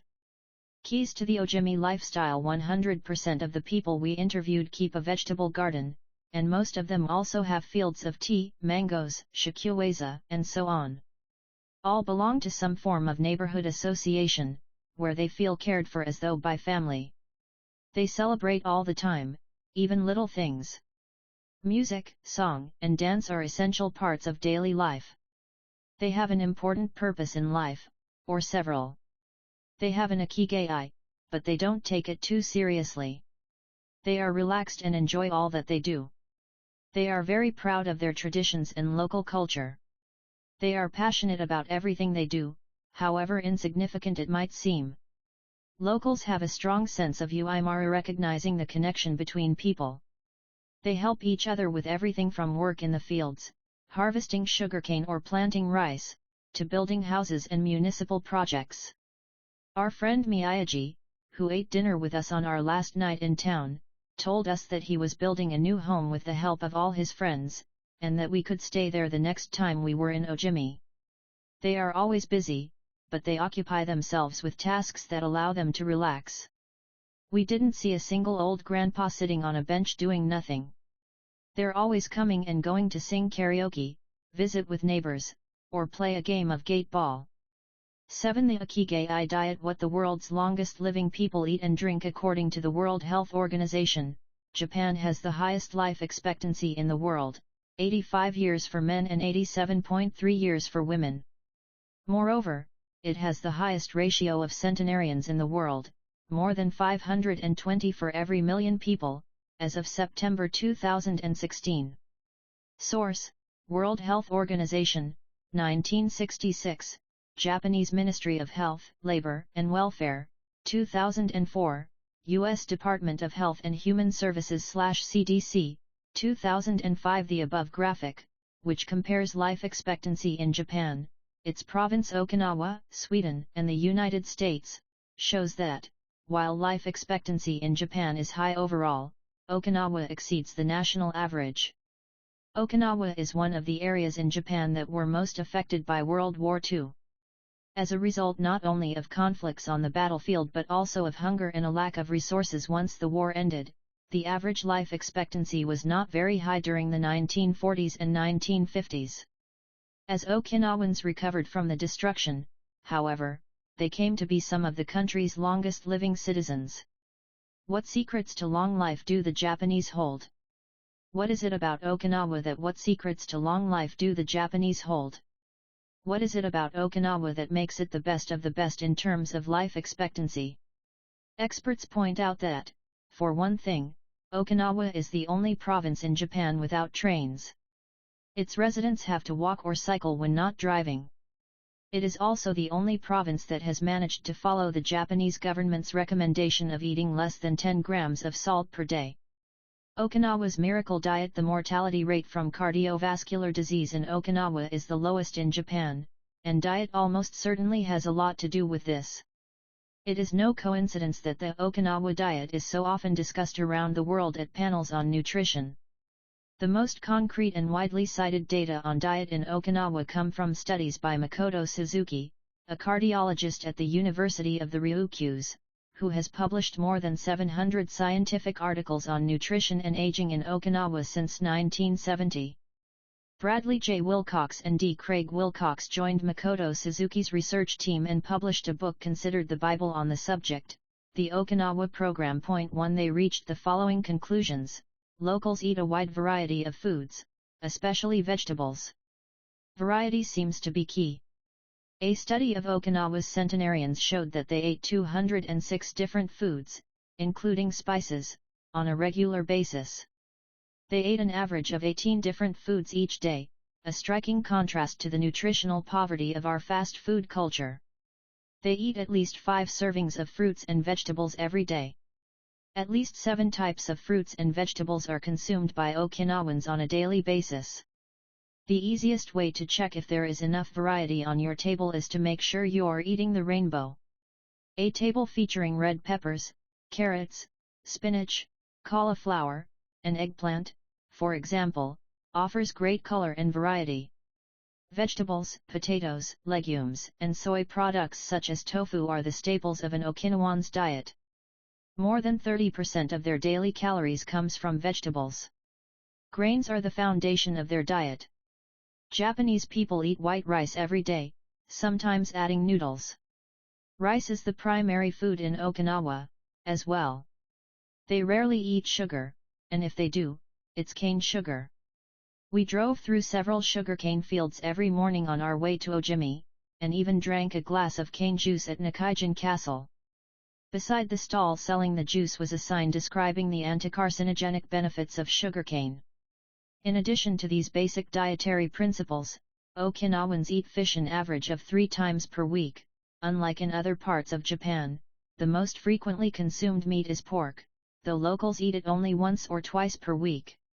Along these lines, Makoto Suzuki's studies indicate the following: Okinawans consume, in general, 1/3 as much sugar as the rest of Japan's population, which means that sweets and chocolate are much less a part of their diet. They also eat practically half as much salt as the rest of Japan, 7 grams per day, compared to an average of 12. They consume fewer calories, an average of 1,785 per day, compared to 2,068 in the rest of Japan. In fact, low caloric intake is common among the 5 blue zones. Hara-hachi buletin. This brings us back to the 80% rule we mentioned in the first chapter, a concept known in Japanese as hara-hachi buletin. It's easy to do. When you notice you're almost full but could have a little more, just stop eating. One easy way to start applying the concept of hara-hachi buletin is to skip dessert, or to reduce portion size. The idea is to still be a little bit hungry when you finish. This is why portion size tends to be much smaller in Japan than in the West. Food isn't served as appetizers, main courses, and dessert. Instead, it's much more common to see everything presented at once on small plates, one with rice, another with vegetables, a bowl of miso soup, and something to snack on. Serving food on many small plates makes it easier to avoid eating too much, and facilitates the varied diet discussed at the beginning of this chapter. Hara-hachi buletin is an ancient practice. The 12th century book on Zen Buddhism Zazen Yujinki recommends eating 2/3 as much as you might want to. Eating less than one might want is common among all Buddhist temples in the East. Perhaps Buddhism recognized the benefits of limiting caloric intake more than 9 centuries ago. So, eat less to live longer? Few would challenge this idea. Without taking it to the extreme of malnutrition, of course, eating fewer calories than our bodies ask for seems to increase longevity. The key to staying healthy while consuming fewer calories is eating foods with a high nutritional value, especially superfoods, and avoiding those that add to our overall caloric intake but offer little to no nutritional value. The calorie restriction we've been discussing is one of the most effective ways to add years to your life. If the body regularly consumes enough, or too many, calories, it gets lethargic and starts to wear down, expending significant energy on digestion alone. Another benefit of calorie restriction is that it reduces levels of IGF-1, insulin-like growth factor 1, in the body. IGF-1 is a protein that plays a significant role in the aging process. It seems that one of the reasons humans and animals age is an excess of this protein in their blood. Point 2. Whether calorie restriction will extend lifespan in humans is not yet known, but data increasingly indicate that moderate calorie restriction with adequate nutrition has a powerful protective effect against obesity, type 2 diabetes, inflammation, hypertension, and cardiovascular disease, and reduces metabolic risk factors associated with cancer. Point 3. An alternative to following the 80% rule on a daily basis is to fast for 1 or 2 days each week.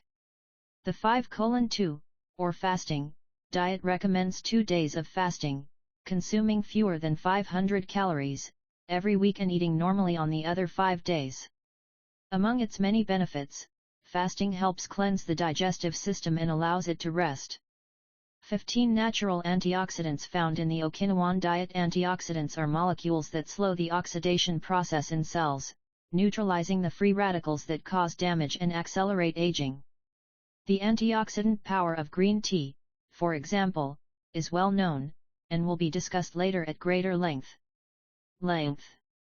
Because they are rich in antioxidants and are eaten nearly every day in the region, these 15 foods are considered keys to Okinawan vitality: tofu, miso, tuna, carrots, goya, bitter melon, kombu, sea kelp, cabbage, nori, seaweed, onion, soy sprouts, hechima, cucumber-like gourd, soybeans, boiled or raw, sweet potato, peppers, sanpincha, jasmine tea, sanpincha, the reigning infusion in Okinawa. Okinawans drink more sanpincha, a mix of green tea and jasmine flowers, than any other kind of tea.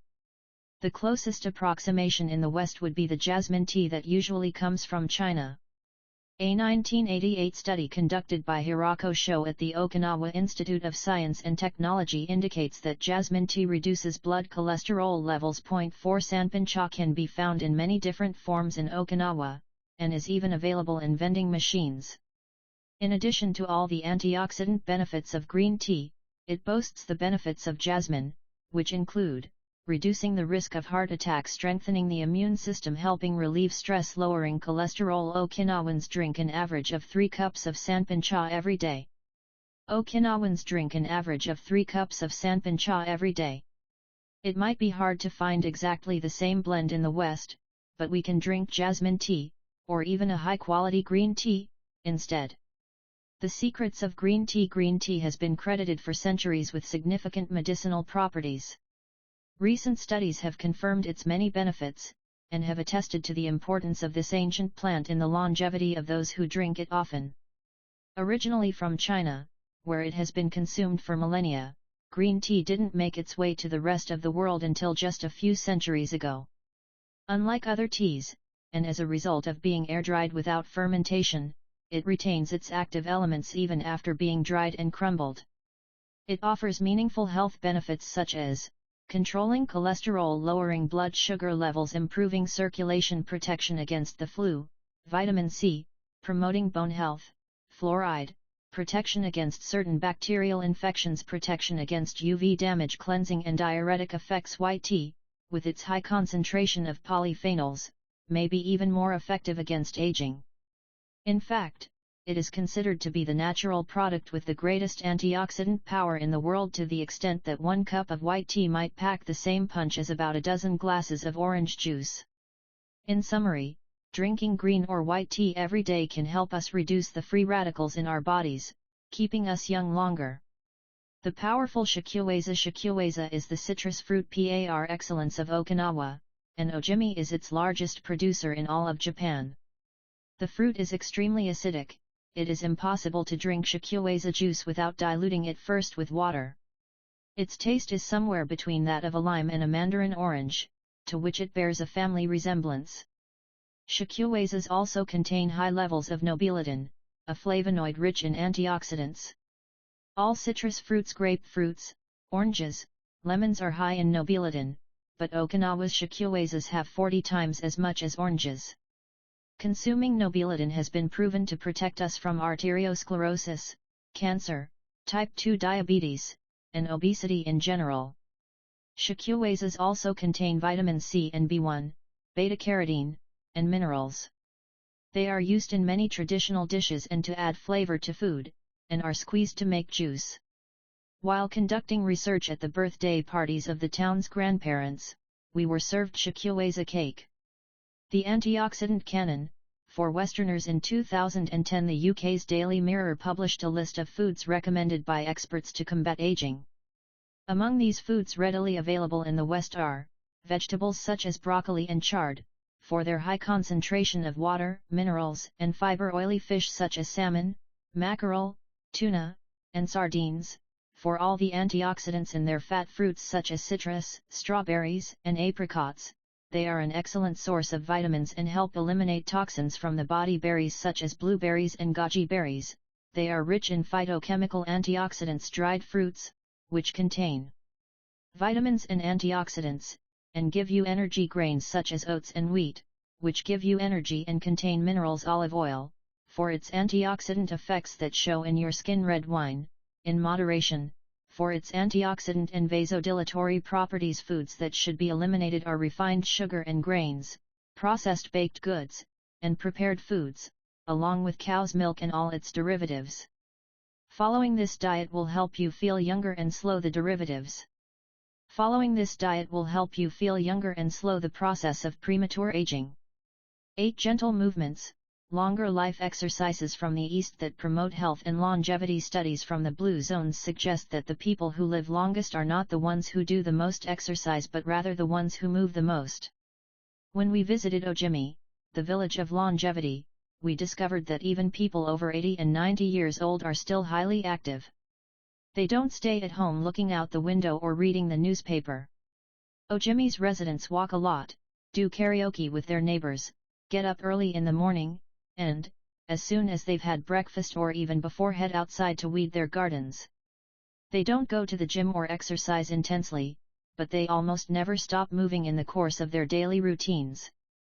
As easy as getting out of your chair, metabolism slows down 90% after 30 minutes of sitting. The enzymes that move the bad fat from your arteries to your muscles, where it can get burned off, slow down. And after 2 hours, good cholesterol drops 20%. Just getting up for 5 minutes is going to get things going again. These things are so simple they're almost stupid, says Gavin Bradley in a 2015 interview with Bridget Schult for the Washington Post. Point 2 Bradley is one of the preeminent experts on the subject, and the director of an international organization dedicated to building awareness of how detrimental sitting all the time can be to our health. If we live in a city, we might find it hard to move in natural and healthy ways every day, but we can turn to exercises that have proven for centuries to be good for the body. The Eastern disciplines for bringing body, mind, and soul into balance have become quite popular in the West, but in their countries of origin they have been used for ages to promote health. Yoga, originally from India, though very popular in Japan and China's Qigong and Tai Chi, among other disciplines, seek to create harmony between a person's body and mind so they can face the world with strength, joy, and serenity. They are touted as elixirs of youth, and science has endorsed the claim. They are touted as elixirs of youth, and science has endorsed the claim. These gentle exercises offer extraordinary health benefits, and are particularly appropriate for older individuals who have a harder time staying fit. Tai Chi has been shown, among other things, to slow the development of osteoporosis and Parkinson's disease, to increase circulation, and to improve muscle tone and flexibility. Its emotional benefits are just as important. It is a great shield against stress and depression. You don't need to go to the gym for an hour every day or run marathons. As Japanese centenarians show us, all you need is to add movement to your day. Practicing any of these Eastern disciplines on a regular basis is a great way to do so. An added benefit is that they all have well-defined steps, and as we saw in Chapter 4, disciplines with clear rules are good for flow. If you don't like any of these disciplines, feel free to choose a practice that you love and that makes you move. In the following pages we'll take a look at some of the practices that promote health and longevity, but first, a little appetizer, a singularly Japanese exercise for starting your day. Radio Taiso. This morning warm-up has been around since before World War II.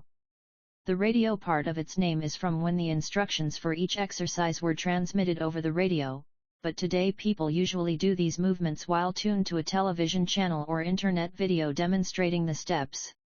One of the main purposes of doing Radio Taiso is to promote a spirit of unity among participants. The exercises are always done in groups, usually in schools before the start of classes, and in businesses before the workday begins. Statistics show that 30% of Japanese practice Radio Taiso for a few minutes every morning, but Radio Taiso is one thing that almost everyone we interviewed in Ojimi had in common.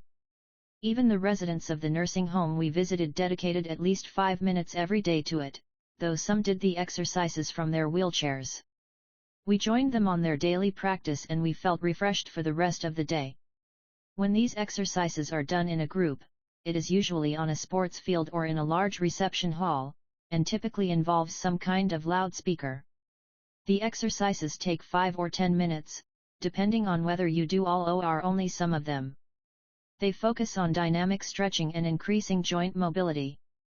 One of the most iconic Radio Taiso exercises consists of simply raising mobility. One of the most iconic Radio Taiso exercises consists of simply raising your arms above your head and then bringing them down in a circular motion.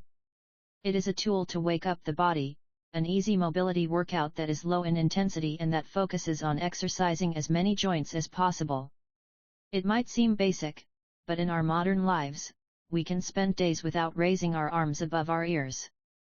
Think about it, our arms are down when using computers, when using smartphones, when reading books. One of the few times we raise our hands over our heads is when reaching for something in a cupboard or closet, while our ancestors were raising their hands over their heads all the time when gathering things from trees. Radio Taiso helps us to practice all the basic movements of the body. Basic version of the Radio Taiso exercises, 5 minutes. Yoga. Popular in Japan as well as in the West, yoga can be done by almost anyone. Some of its poses have even been adapted for pregnant women and practitioners with physical disabilities. Yoga comes from India, where it was developed millennia ago to unite our mental and physical elements. The word yoga itself comes from the Sanskrit term for yoke, which refers to the cross-piece that binds draft animals to one another and to the cart they're pulling. Yoga strives to unite body and mind in the same way, guiding us toward a healthy lifestyle in harmony with the world around us. The main objectives of yoga are, to bring us closer to our, human, nature, mental and physical purification, to bring us closer to the divine styles of yoga. Though all are oriented toward similar goals, there are many different types of yoga that vary according to the traditions and texts from which they were developed. The differences among them lie, as the masters say, in the path taken to the summit of our best self. Jnana Yoga, the yoga of wisdom, the search for discipline and mental growth. Karma Yoga, focuses on action, on tasks and duties that benefit oneself and one's community. Bhakti Yoga, the yoga of devotion and surrender to the divine. Mantra Yoga, focuses on the recitation of mantras to reach a state of relaxation. Kundalini Yoga, combines diverse steps to reach the desired mental state. Raja Yoga, also known as the royal path, encompasses a range of steps geared toward achieving communion with oneself and others. Hatha Yoga, the most widespread form in the West and Japan, characterized by asanas or poses combined in a quest for balance. How to do a sun salutation. The sun salutation is one of the most iconic exercises in Hatha Yoga. To do it, you simply have to follow these 12 basic movements, 1 with your feet together, stand up straight but keep your muscles relaxed. Exhale. 2. Place the palms of your hands together in front of your chest. From this position, inhale as you raise your arms above your head and bend backward slightly. 3. Exhale as you bend forward until you touch the ground with the palms of your hands, without bending your knees. 4. Stretch one leg back to touch the floor with the tips of your toes. Inhale. 5. Bring the other leg back, keeping your legs and arms straight, as you hold your breath. 6. As you exhale, bend your arms and bring your chest to the ground and then forward, resting your knees on the ground. 7. Straighten your arms and bend your spine back, keeping the lower half of your body on the ground. Inhale. 8. With your hands and feet on the ground, lift your hips until your arms and legs are straight and your body forms an upside-down V. Exhale throughout the movement.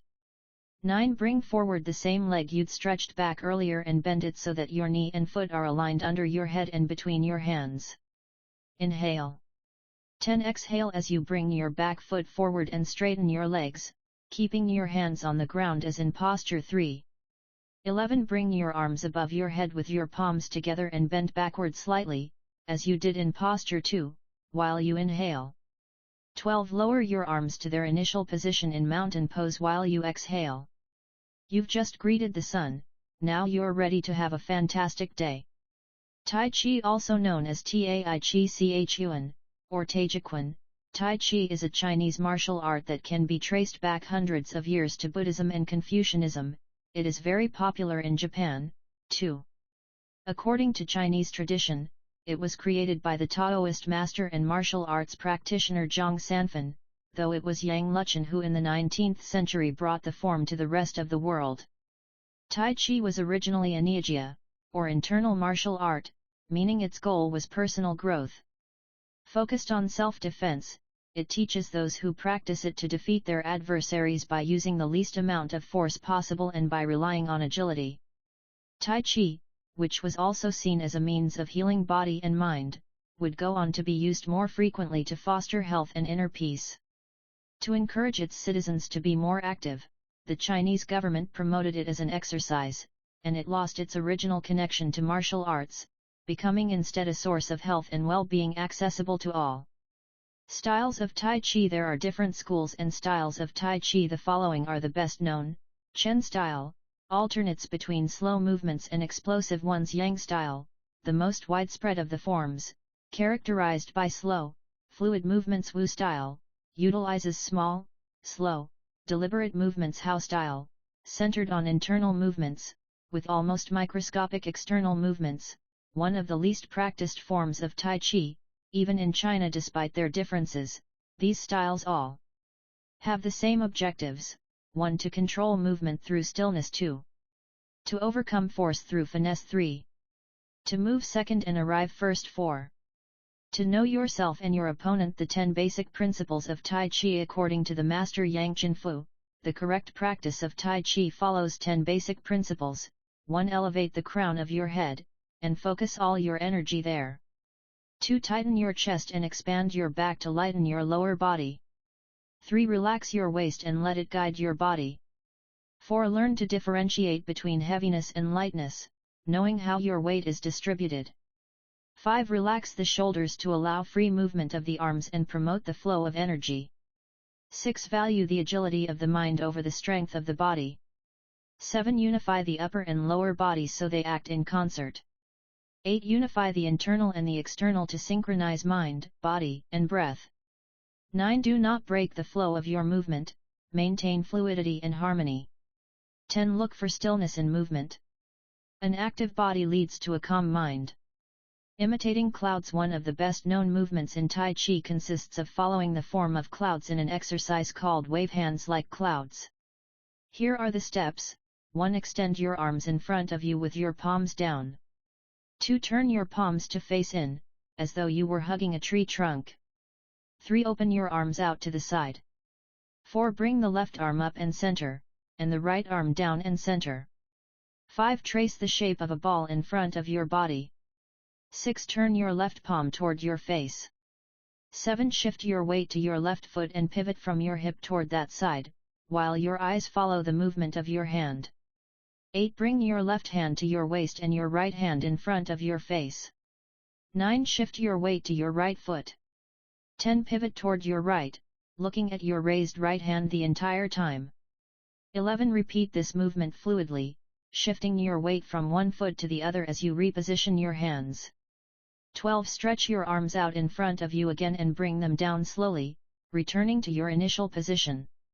Qigong, also known as Qi Gong, its name combines Qi, life force or energy, and Gong, work, indicating that the form works with the individual's life force. Though relatively modern, especially under its current name, the art of Qigong is based on the Tao Yin, an ancient art meant to foster mental and physical well-being. The practice began to appear in reports on training and martial arts at the beginning of the 20th century, and by the 1930s was being used in hospitals.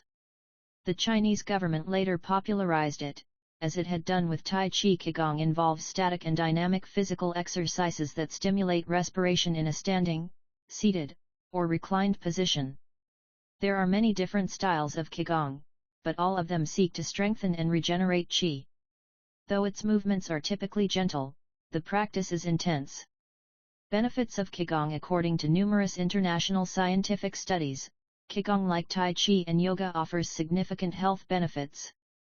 The following stand out among those proven through scientific research, as observed by Dr. Kenneth M. Sancier of San Francisco's Qigong Institute in his article Medical Applications of Qigong. 3. Modification of brain waves, improved balance of sex hormones, lower mortality rate from heart attacks, lower blood pressure in patients with hypertension, greater bone density, better circulation, deceleration of symptoms associated with senility, greater balance and efficiency of bodily functions, increased blood flow to the brain and greater mind-body connection, improved cardiac function, reduction in the secondary effects of cancer treatments. Practicing these arts not only keeps us in shape, it also helps extend our lives. Methods for practicing Qigong. In order to practice Qigong correctly, we should remember that our life energy flows through our whole body. We should know how to regulate its many parts. 1. Tao Shen, regulating the body. By adopting the correct posture, it is important to be firmly rooted to the ground. 2. Tao Shai, regulating the breath, until it is calm, steady, and peaceful. 3. Tao Hsin, regulating the mind, the most complicated part, as it implies emptying the mind of thoughts. 4. Tao Qi, regulating the life force, through the regulation of the 3 prior elements, so that it flows naturally. 5. Tao Shen, regulating the spirit is both strength and root in battle, as Yang Zhuangming explains in the essence of Taiji Qigong. Point 4. In this way, the whole organism will be prepared to work together toward a single goal. The 5 elements of Qigong. One of Qigong's best-known exercises is a series representing the 5 elements. One of Qigong's best-known exercises is a series representing the 5 elements: earth, water, wood, metal, and fire. This series of movements seeks to balance the 5 currents of energy in order to improve brain and organ function. There are several ways to do these movements. In this case, we're following the model of Professor Maria Isabel Garcia Monreal from the Qigong Institute in Barcelona. Earth. 1. Stand with your legs apart and your feet directly below your shoulders. 2. Turn your feet outward slightly to strengthen the posture. 3. Keep your shoulders relaxed and down and your arms loose at your sides, slightly away from your body. This is the Wu Qi, or rooted, posture. 4. As you inhale, raise your arms in front of you until your hands are level with your shoulders, your palms facing down. 5. Exhale as you bend your knees and bring your arms down until your hands are level with your stomach, your palms facing in. 6. Hold this position for a few seconds, focusing on your breath. Water. 1. Starting from earth posture, bend your knees into a squat, keeping your chest upright and exhaling throughout. 2. Press your coccyx downward to stretch your lumbar spine. 3. As you inhale, stand to return to earth posture. 4. Repeat twice, for a total of 3. Wood. 1. Starting from earth posture, turn your palms upward and open your arms to the side, forming a circle as you inhale, until your hands are level with your clavicle. Turn your hands so that your palms and elbows point downward, while keeping your shoulders relaxed. 2. Reverse the movement as you exhale, making a downward circle with your arms until you reach your initial position. 3. Repeat twice, for a total of 3. Medal 1. Starting from Earth posture, raise your arms until your hands are level with your sternum. 2. Turn your palms toward each other, about 4 inches apart, with your fingers relaxed and slightly separated, pointing upward. 3. As you inhale, move your hands away from each other until they are shoulder width apart. 4. As you exhale, bring your hands toward each other until they are back in position 2. 5. Repeat twice, for a total of 3, observing the concentration of energy as you bring your hands together in front of your lungs. Fire 1. Starting from Earth posture, bring your hands level with your heart as you inhale, with one hand slightly above the other and your palms facing each other. 2. Rotate your hands to feel the energy of your heart. 3. Turn from your waist gently to the left, keeping your torso relaxed and your forearms parallel to the ground. 4. With your palms still facing each other, separate your hands, bringing one up until it is level with your shoulder, and the other down in front of your abdomen. 5. Turn from your waist gently to the right, keeping your torso relaxed and your forearms parallel to the ground. 6. As you exhale, let your hands come back together in front of your heart. 7. With your palms still facing each other, separate your hands, bringing one up until it is level with your shoulder, and the other down in front of your abdomen. Completing the series 1. Starting from Earth posture, inhale as you bring your hands level with your shoulders, palms facing down. 2. As you exhale, lower your arms to rest at your sides, returning to the initial Wu Qi posture. Shiatsu, created in Japan in the early 20th century, principally for the treatment of arthritis. Shiatsu also works on energy flow through the application of pressure with the thumbs and the palms of the hands. In combination with stretching and breathing exercises, it seeks to create equilibrium among the different elements of the body. It is not important that a Taoyin asterisk have a name, is imitating something, or is engraved in jade. What is important is the technique and the essence of what is really practiced. Stretching and contracting, bending and lifting of the head, stepping, lying down, resting or standing, walking or stepping slowly, screaming or breathing, everything can be a Taoyin. Ghong 5. Breathe better, live longer. The book Zhiuchen Shishu, known in the West as 10 Books on the Cultivation of Perfection, dates back to the 13th century and is a compendium of materials from diverse sources on developing the mind and body. It quotes, among others, the celebrated Chinese doctor and essayist Sun Simiao, who lived during the 6th century. Sun Simiao was a proponent of a technique called the 6 healing sounds, which involves the coordination of movement, breathing, and pronouncing sounds with the purpose of bringing our souls to a place of calm. The 6 sounds are, Su, pronounced like shh with a deep sigh, which is associated with the liver; He, pronounced like her with a yawn, which is associated with the heart; Si, pronounced like Sir with a slow exhale, which is associated with the lungs; Chui, pronounced like Kui with a forceful exhale, which is associated with the kidneys; Hu, pronounced like Hu, which is associated with the spleen; Xi, pronounced like Shi, which connects the whole body. The following poem by Sun Simiao offers clues about how to live well according to the season. It reminds us of the importance of breathing, and suggests that as we breathe, we visualize the organs associated with each of the healing sounds. In spring, breathe Su for clear eyes and so wood can aid your liver.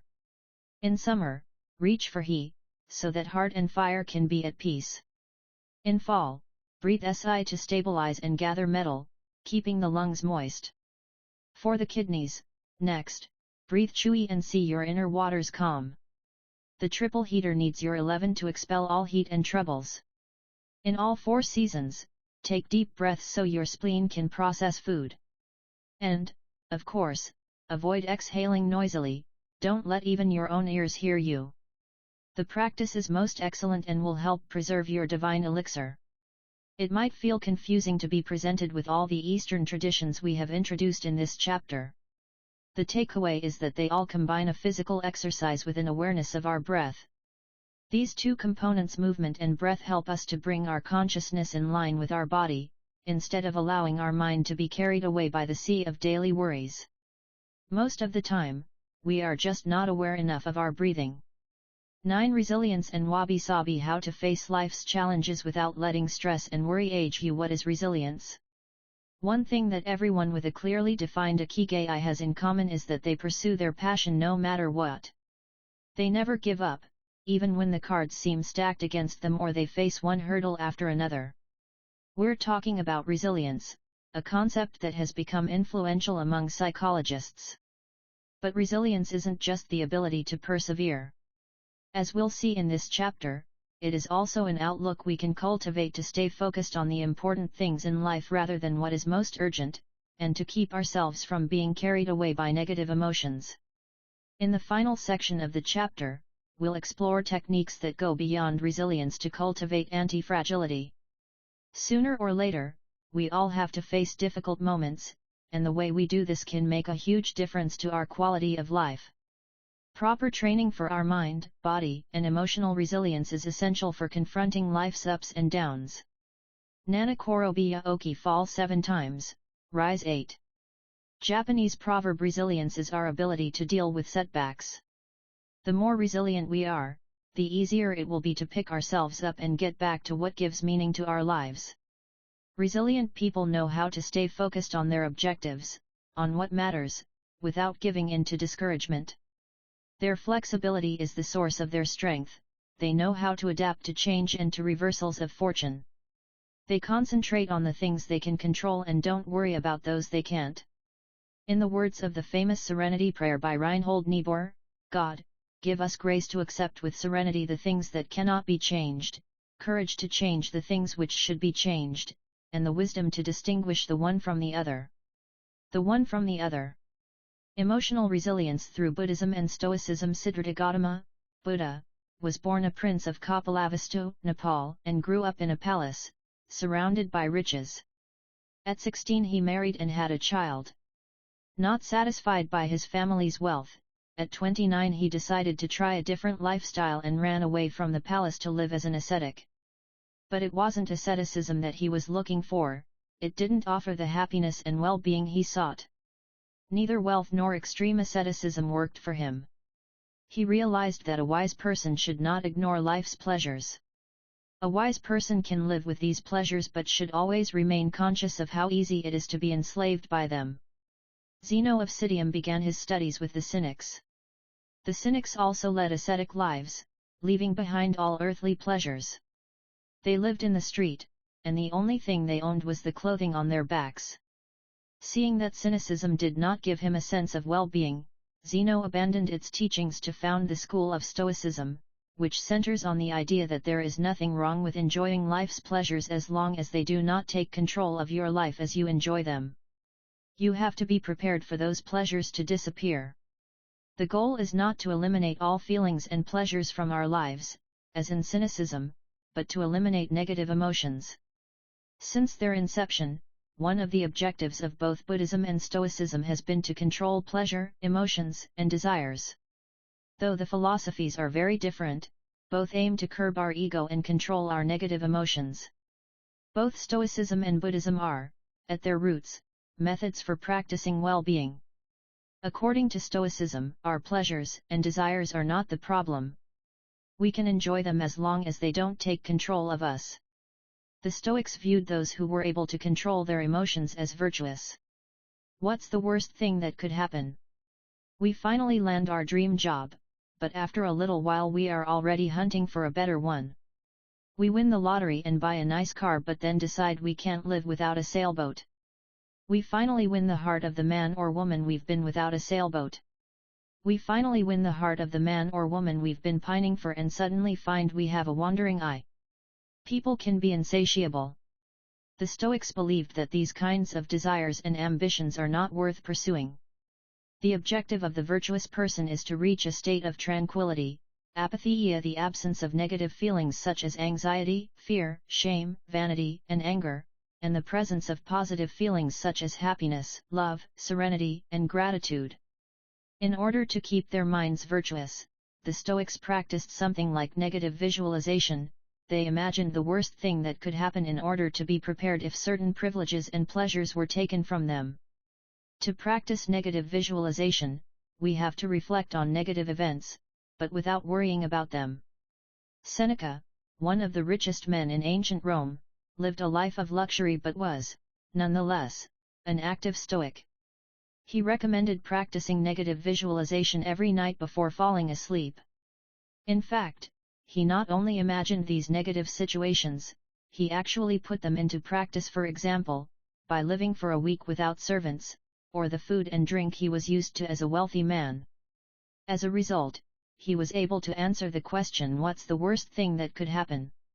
Meditating for healthier emotions in addition to negative visualization and not giving in to negative emotions. Another central tenet of Stoicism is knowing what we can control and what we can't, as we see in the Serenity Prayer. Worrying about things that are beyond our control accomplishes nothing. We should have a clear sense of what we can change and what we can't, which in turn will allow us to resist giving in to negative emotions. In the words of Epictetus, it's not what happens to you, but how you react that matters. In Zen Buddhism, meditation is a way to become aware of our desires and emotions and thereby free ourselves from them. It is not simply a question of keeping the mind free of thoughts, but instead involves observing our thoughts and emotions as they appear, without getting carried away by them. In this way, we train our minds not to get swept up in anger, jealousy, or resentment. One of the most commonly used mantras in Buddhism focuses on controlling negative emotions, Om Mani Padme H, in which O is the generosity that purifies the ego, Ma is the ethics that purifies jealousy, I is the patience that purifies passion and desire, Pad is the precision that purifies bias, Me is the surrender that purifies greed, and H is the wisdom that purifies hatred. The here and now, and the impermanence of things. Another key to cultivating resilience is knowing in which time to live. Both Buddhism and Stoicism remind us that the present is all that exists, and it is the only thing we can control. Instead of worrying about the past or the future, we should appreciate things just as they are in the moment, in the now. The only moment in which you can be truly alive is the present moment, observes the Buddhist monk Thich Nhat Hanh. In addition to living in the here and now, the Stoics recommend reflecting on the impermanence of the things around us. The Roman Emperor Marcus Aurelius said that the things we love are like the leaves of a tree, they can fall at any moment with a gust of wind. He also said that changes in the world around us are not accidental but rather form part of the essence of the universe, a rather Buddhist notion, in fact. We should never forget that everything we have and all the people we love will disappear at some point. This is something we should keep in mind, but without giving in to pessimism. Being aware of the impermanence of things does not have to make us sad, it should help us love the present moment and those who surround us. All things human are short-lived and perishable, Seneca tells us. Point 2. The temporary, ephemeral, and impermanent nature of the world is central to every Buddhist discipline. Keeping this always in mind helps us avoid excessive pain in times of loss. Wabi-sabi and Ichigo. Wabi-sabi is a Japanese concept that shows us the beauty of the fleeting, changeable, and imperfect nature of the world around us. Instead of searching for beauty in perfection, we should look for it in things that are flawed, incomplete. This is why the Japanese place such value, for example, on an irregular, or this is why the Japanese place such value, for example, on an irregular or cracked teacup. Only things that are imperfect, incomplete, and ephemeral can truly be beautiful, because only those things resemble the natural world. A complementary Japanese concept is that of Ichigo, which could be translated as this moment exists only now and won't come again. It is heard most often in social gatherings as a reminder that each encounter, whether with friends, family, or strangers, is unique and will never be repeated, meaning that we should enjoy the moment and not lose ourselves in worries about the past or the future. The concept is commonly used in tea ceremonies, Zen meditation, and Japanese martial arts, all of which place emphasis on being present in the moment. In the West, we've grown accustomed to the permanence of the stone buildings and cathedrals of Europe, which sometimes gives us the sense that nothing changes, making us forget about the passage of time. Greco-Roman architecture adores symmetry, sharp lines, imposing facades, and buildings and statues of the gods that outlast the centuries. Japanese architecture, on the other hand, doesn't try to be imposing or perfect, because it is built in the spirit of wabi-sabi.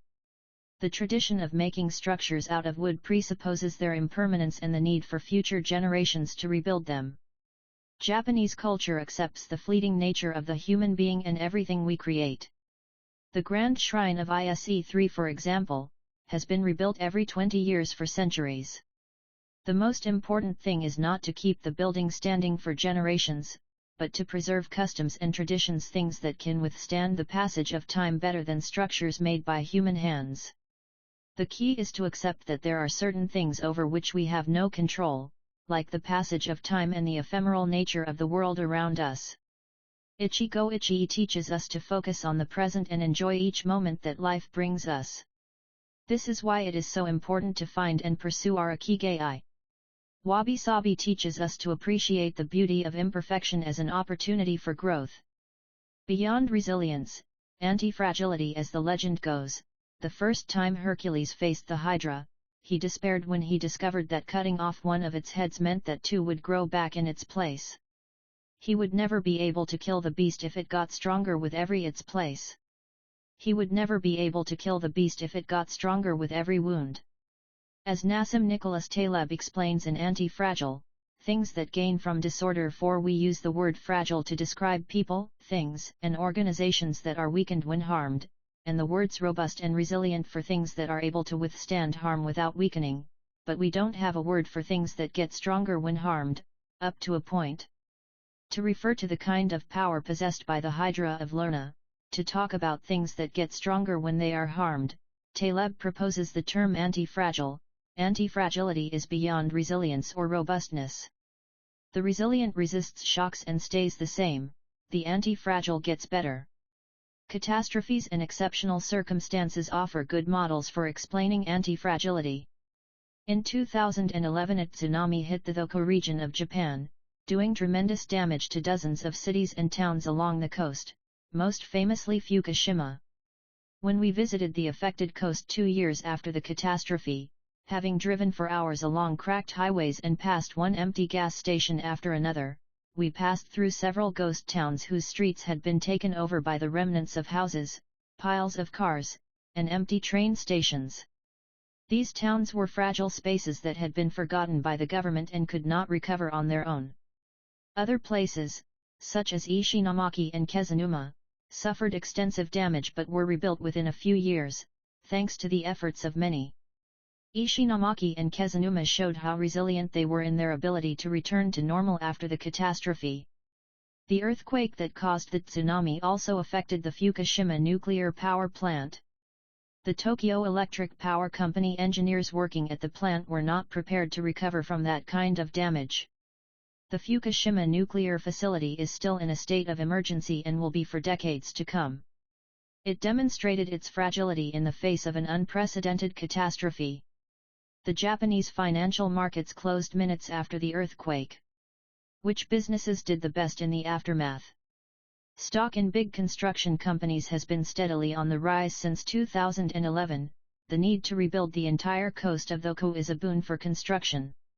In this case, Japanese construction companies are anti-fragile, since they benefited enormously from the catastrophe. Now let's take a look at how we can apply this concept to our daily lives. How can we be more anti-fragile? Step 1.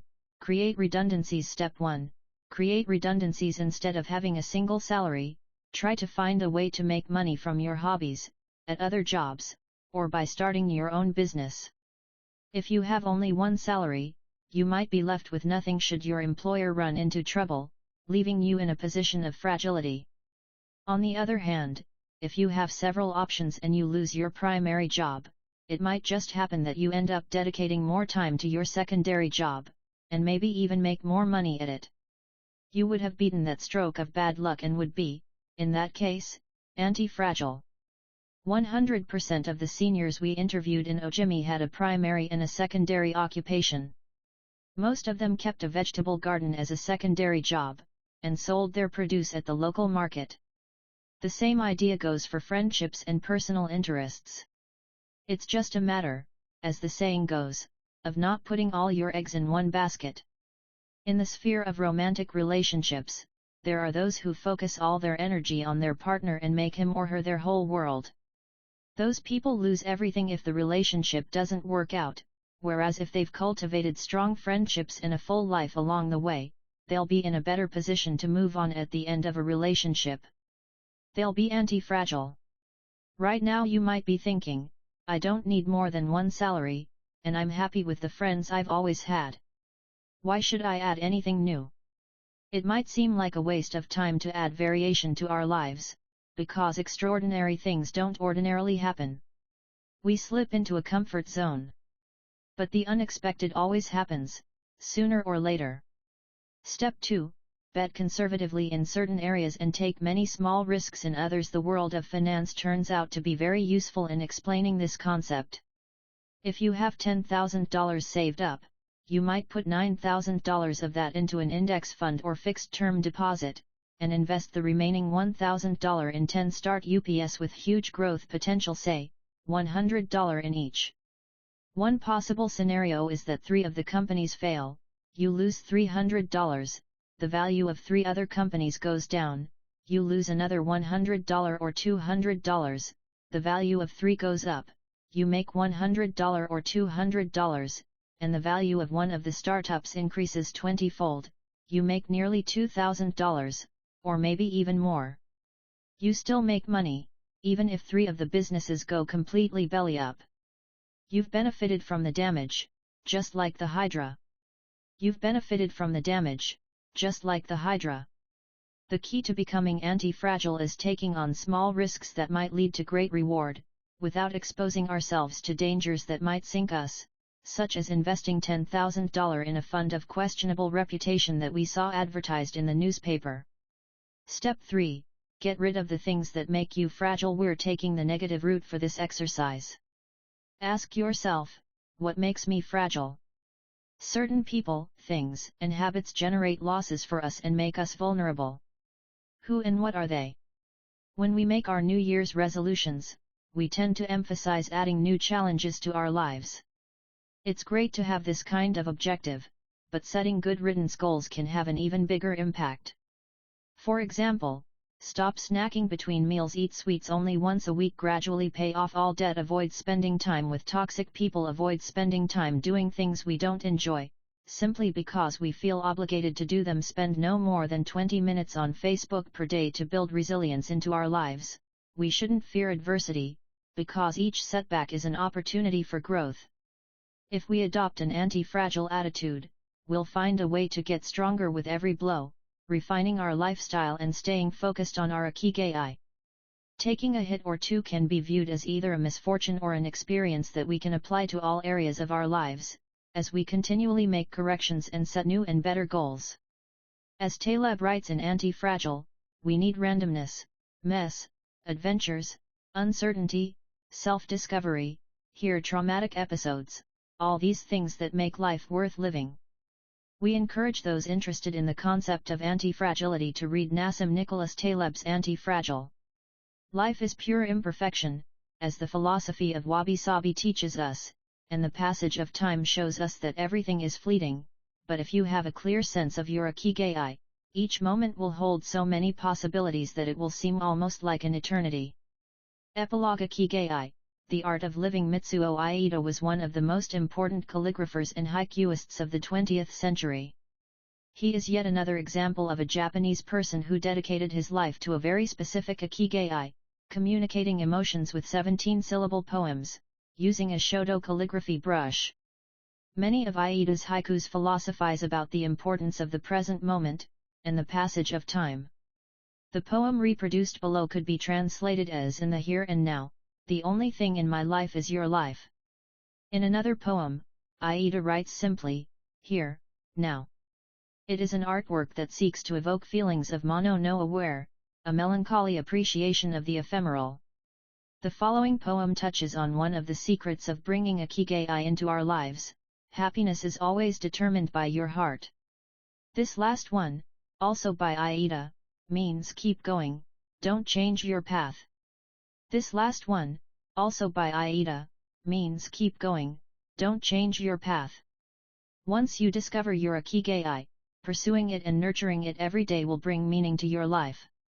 The moment your life has this purpose, you will achieve a happy state of flow in all you do, like the calligrapher at his canvas or the chef who, after half a century, still prepares sushi for his patrons with love. Conclusion: our Ikigai is different for all of us, but one thing we have in common is that we are all searching for meaning. When we spend our days feeling connected to what is meaningful to us, we live more fully. When we lose the connection, we feel despair. Modern life estranges us more and more from our true nature, making it very easy for us to lead lives lacking in meaning. Powerful forces and incentives, money, power, attention, success, distract us on a daily basis. Don't let them take over your life. Our intuition and curiosity are very powerful internal compasses to help us connect with our Ikigai. Follow those things you enjoy, and get away from or change those you dislike. Be led by your curiosity, and keep busy by doing things that fill you with meaning and happiness. It doesn't need to be a big thing. We might find meaning in being good parents or in helping our neighbors. There is no perfect strategy to connecting with our Ikigai. But what we learned from the Okinawans is that we should not worry too much about finding it. Life is not a problem to be solved. Just remember to have something that keeps you busy doing what you love while being surrounded by the people who love you. The 10 rules of Ikigai will conclude this journey with 10 rules we've distilled from the wisdom of the long-living residents of Ojimi. 1. Stay active, don't retire. Those who give up the things they love doing and do well lose their purpose in life. That's why it's so important to keep doing things of value, making progress, bringing beauty or utility to others, helping out, and shaping the world around you, even after your official professional activity has ended. 2. Take it slow. Being in a hurry is inversely proportional to quality of life. As the old saying goes, walk slowly and you'll go far. When we leave urgency behind, life and time take on new meaning. 3. Don't fill your stomach. Less is more when it comes to eating for long life. 2. According to the 80% rule, in order to stay healthier longer, we should eat a little less than our hunger demands instead of stuffing ourselves. 4. Surround yourself with good friends. Friends are the best medicine, therefore confiding worries over a good chat, sharing stories that brighten your day, getting advice, having fun, dreaming, in other words, living. 5. Get in shape for your next birthday. Water moves, it is at its best when it flows fresh and doesn't stagnate. The body you move through life and needs a bit of daily maintenance to keep it running for a long time. Plus, exercise releases hormones that make us feel happy. 6. Smile. A cheerful attitude is not only relaxing, it also helps make friends. It's good to recognize the things that aren't so great, but we should never forget what a privilege it is to be in the here and now in a world so full of possibilities. 7. Reconnect with nature. Though most people live in cities these days, human beings are made to be part of the natural world. We should return to it often to recharge our batteries. 8. Give thanks. To your ancestors, to nature, which provides you with the air you breathe and the food you eat, to your friends and family, to everything that brightens your days and makes you feel lucky to be alive. Spend a moment every day giving thanks, and you'll watch your stockpile of happiness grow. 9. Live in the moment. Stop regretting the past and fearing the future. Today is all you have. Make the most of it. Make it worth remembering. 10. Follow your Ikigai. There is a passion inside you, a unique talent that gives meaning to your days and drives you to share the best of yourself until the very end. If you don't know what your Ikigai is yet, as Viktor Frankl says, your mission is to discover it. The authors of this book wish you a long, happy, and purposeful life. Thank you for joining us, Hector Garcia and Francesc Miralles. Notes: Chapter I, Ikigai 1, Dan Buettner. The Blue Zones, Lessons for Living Longer from the People Who've Lived the Longest. People in all blue zones, except Adventists, drink alcohol moderately and regularly. Moderate drinkers outlive non-drinkers. The trick is to drink 1 to 2 glasses per day, preferably Sardinian Canana wine, with friends and/or with food.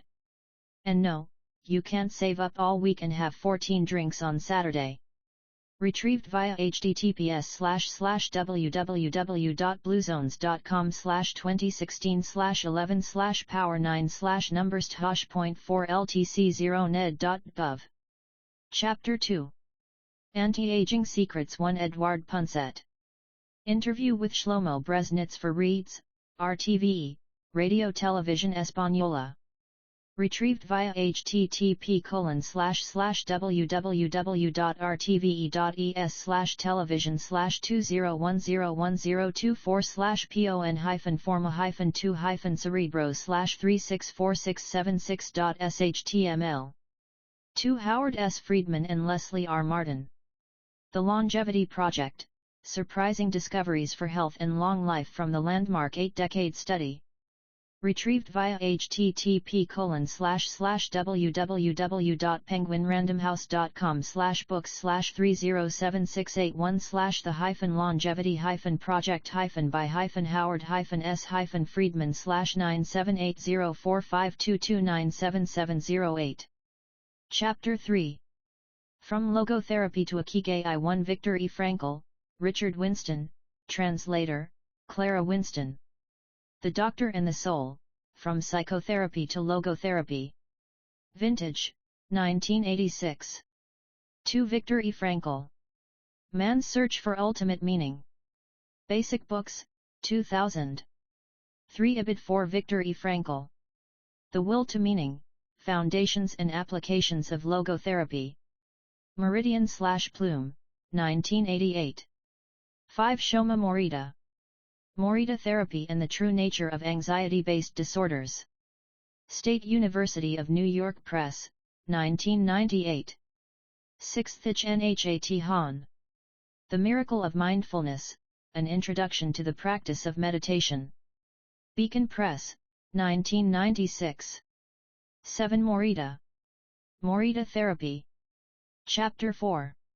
Find Flow in Everything You Do. 1. Crafting Fun User Experiences, A Method to Facilitate Flow. A Conversation with Owen Schaefer. Retrieved via humanfactors.com/whitepapers/crafting_fun_ux.asp. 2. Ernest Hemingway. On Writing. Scribner, 1984. 3. Bertrand Russell. Unpopular Essays. Routledge, 2009. 4. The Collected Papers of Albert Einstein, Vol. 1. Princeton University Press, 1987. 5. Eyal Ofer, Clifford Nass, and Anthony D. Wagner, Cognitive Control and Media Multitaskers. Retrieved via www.pnas.org/content/106/37/15583.full. 6. Saratomi, Annika Herenstam, and Mats Hagberg, Mobile Phone Use and Stress, Sleep Disturbances, and Symptoms of Depression Among Young Adults. A Prospective Cohort Study. Retrieved via https://www.inspi.nlm.nih.gov/pmc/articles/pmc30423990/. 7. Nobuyuki Hayashi. Ida Inaru Kuriatiba Dir Kyuta no Kiseki. Steve Jobs, The Greatest Creative Director. ASCII Media Works, 2007. It has not been translated into English. 8. Richard P. Feynman. What Do You Care What Other People Think? Further Adventures of a Curious Character. W. W. Norton, 2001. Chapter V. Masters of Longevity. 1. Emma Innes, The Secret to a Long Life? Sushi and Sleep, According to the World's Oldest Woman, Daily Mail. Retrieved via http://www.dailymmail.co.uk/health/article-2572316/the-secret-long-life-sushi-sleep according-world's-oldest-woman.html. 2. Muera los 116 La Mujer Más Longeva Según el Libro Guinness de los Records, El País. Retrieved via http://lpace.com/lpace/2006/08/2156747730_8502150.html. 3. Supercentenarians. Editors, H. Mayer, J. Gamp, B. Jun, J. W. Vaupel, J. M. Robin. Springer Verlag, 2010. 4. David Batty, World's Oldest Man Dies at 114, The Guardian. Retrieved via https://www.theguardian.com/world/2011/APR/15/World Oldest Man Dies at 114. 5. Ralph Blumenthal, World's Oldest Man, Though Only Briefly, Dies at 111 in New York, New York Times. Retrieved via https://www.newyorktimes.com/2014/06/09/Naregin/World's Oldest Man Though Only Briefly Dies at 111 in New York.html. 6. Henry D. Smith. Hokusai, 100 Views of Mt. Fuji. George Braziller, Inc., 1988. 7. Old Masters at the Top of Their Game, New York Times Magazine. Retrieved via http://www.newyorktimes.com/interactive/2014/10-old-masters-at-top-of-their-game.html?r=0. 8. Ibid 9 Toshio Ban.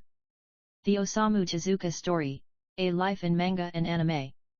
Stonebridge Press, 2016. 10. Rosamond C. Barnett and Carol Rivers. The Age of Longevity, Reimagining Tomorrow for Our New Long Lives. Rowman and Littlefield Publishers, 2016. 11. Old Masters at the Top of Their Game, New York Times Magazine. 12. Ibid 13 Ibid 14 Ibid 15 Ibid Chapter 6.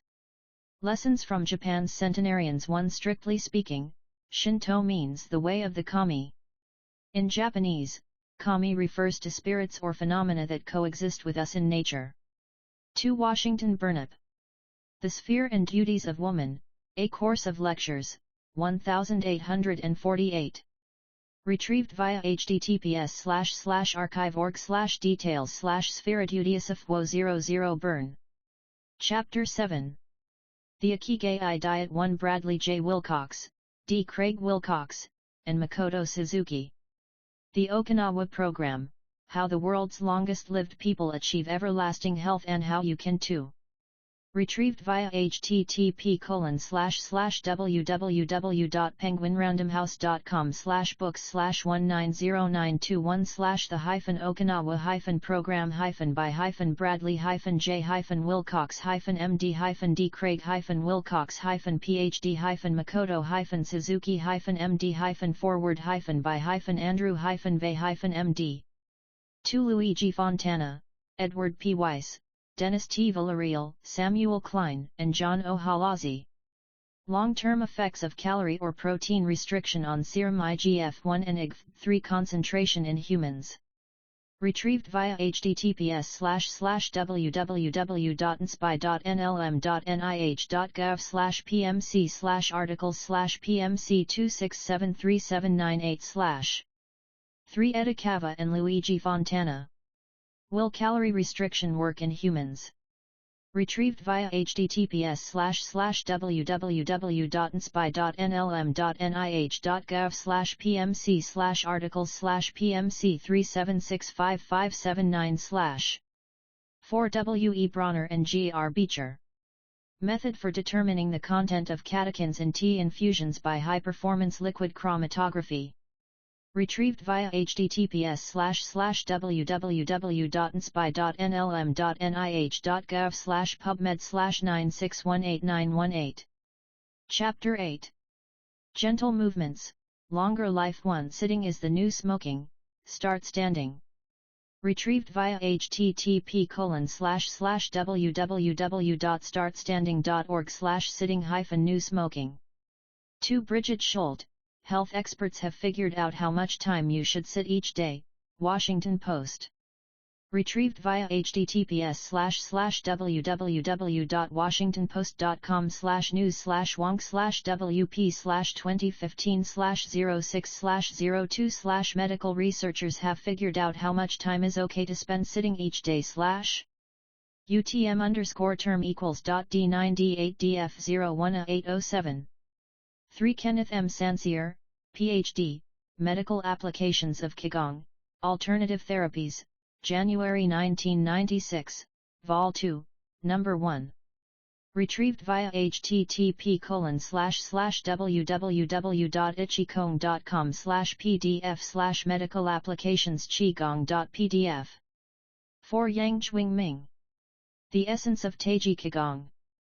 YMAA Publication Center, 1998. 5 Ji Hong, AD 284-364. Retrieved via https://n.wikipedia.org/wiki/ge_Hong. Chapter 9. Resilience in Wabi Sabi 1 Epictetus. Discourses and Selected Writings.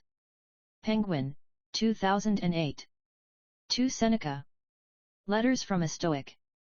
Penguin, 2015. 3 ISE Shrine, Encyclopaedia Britannica. Retrieved via https://www.britannica.com/topic/ISE Shrine. 4 Nassim Nicholas Taleb. Anti-Fragile, Things That Gain from Disorder. Random House, 2014. Suggestions for further reading. The authors of Ikigai were greatly inspired by Bresnitz, Shlomo, and Collins Hemingway. Maximum Brain Power, Challenging the Brain for Health and Wisdom. Ballantine Books, 2012. Boutner, Dan. The Blue Zones, Lessons for Living Longer from the People Who've Lived the Longest. Retrieved via http://www.bluezones.com/2016/11/power9/numbers/tosh.4ltc0ned.gov. Csikszentmihalyi, Mihaly. Flow, The Psychology of Optimal Experience. Harper Perennial, 1990. Frankl, Victor E. The Doctor and the Soul, From Psychotherapy to Logotherapy. Vintage, 1986. Man's Search for Ultimate Meaning. Basic Books, 2000. The Will to Meaning, Foundations and Applications of Logotherapy. Meridian/Plume, 1988. Friedman, Howard S., and Leslie R. Martin. The Longevity Project, Surprising Discoveries for Health and Long Life from the Landmark 8-Decade Study. Plume, 2012. Morita, Shoma. Morita Therapy and the True Nature of Anxiety-Based Disorders. State University of New York Press, 1998. Taleb, Nassim Nicholas. Inserto Series, Fooled by Randomness, The Black Swan, The Bed of Procrustes, Anti-Fragile. Random House, 2012. Wilcox, Bradley J., D. Craig Wilcox, and Makoto Suzuki. The Okinawa Diet Plan, Get Leaner, Live Longer, and Never Feel Hungry. Clarkson Potter, 2001. About the authors. Hector Garcia is a citizen of Japan, where he has lived for over a decade, and of Spain, where he was born. A former software engineer, he worked at CERN in Switzerland before moving to Japan, where he developed voice recognition software and the technology needed for Silicon Valley Start UPS to enter the Japanese market. He is the creator of the popular blog KiraInet.com and the author of A Geek in Japan, a #1 bestseller in Japan. Francesc Miralles is an award-winning author who has written a number of best-selling self-help and inspirational books. Born in Barcelona, he studied journalism, English literature, and German, and has worked as an editor, a translator, a ghostwriter, and a musician. His novel Love in Lowercase has been translated into 20 languages. What's next on your reading list? Discover your next great read. Get personalized book picks and up-to-date news about this author. Sign up now. *English translation by Stephen Tolliver. Tao Yin, general term referring to the ancient arts meant to foster mental and physical well-being. http://www.gutenberg.org/ebooks/authors/search/??? == Hong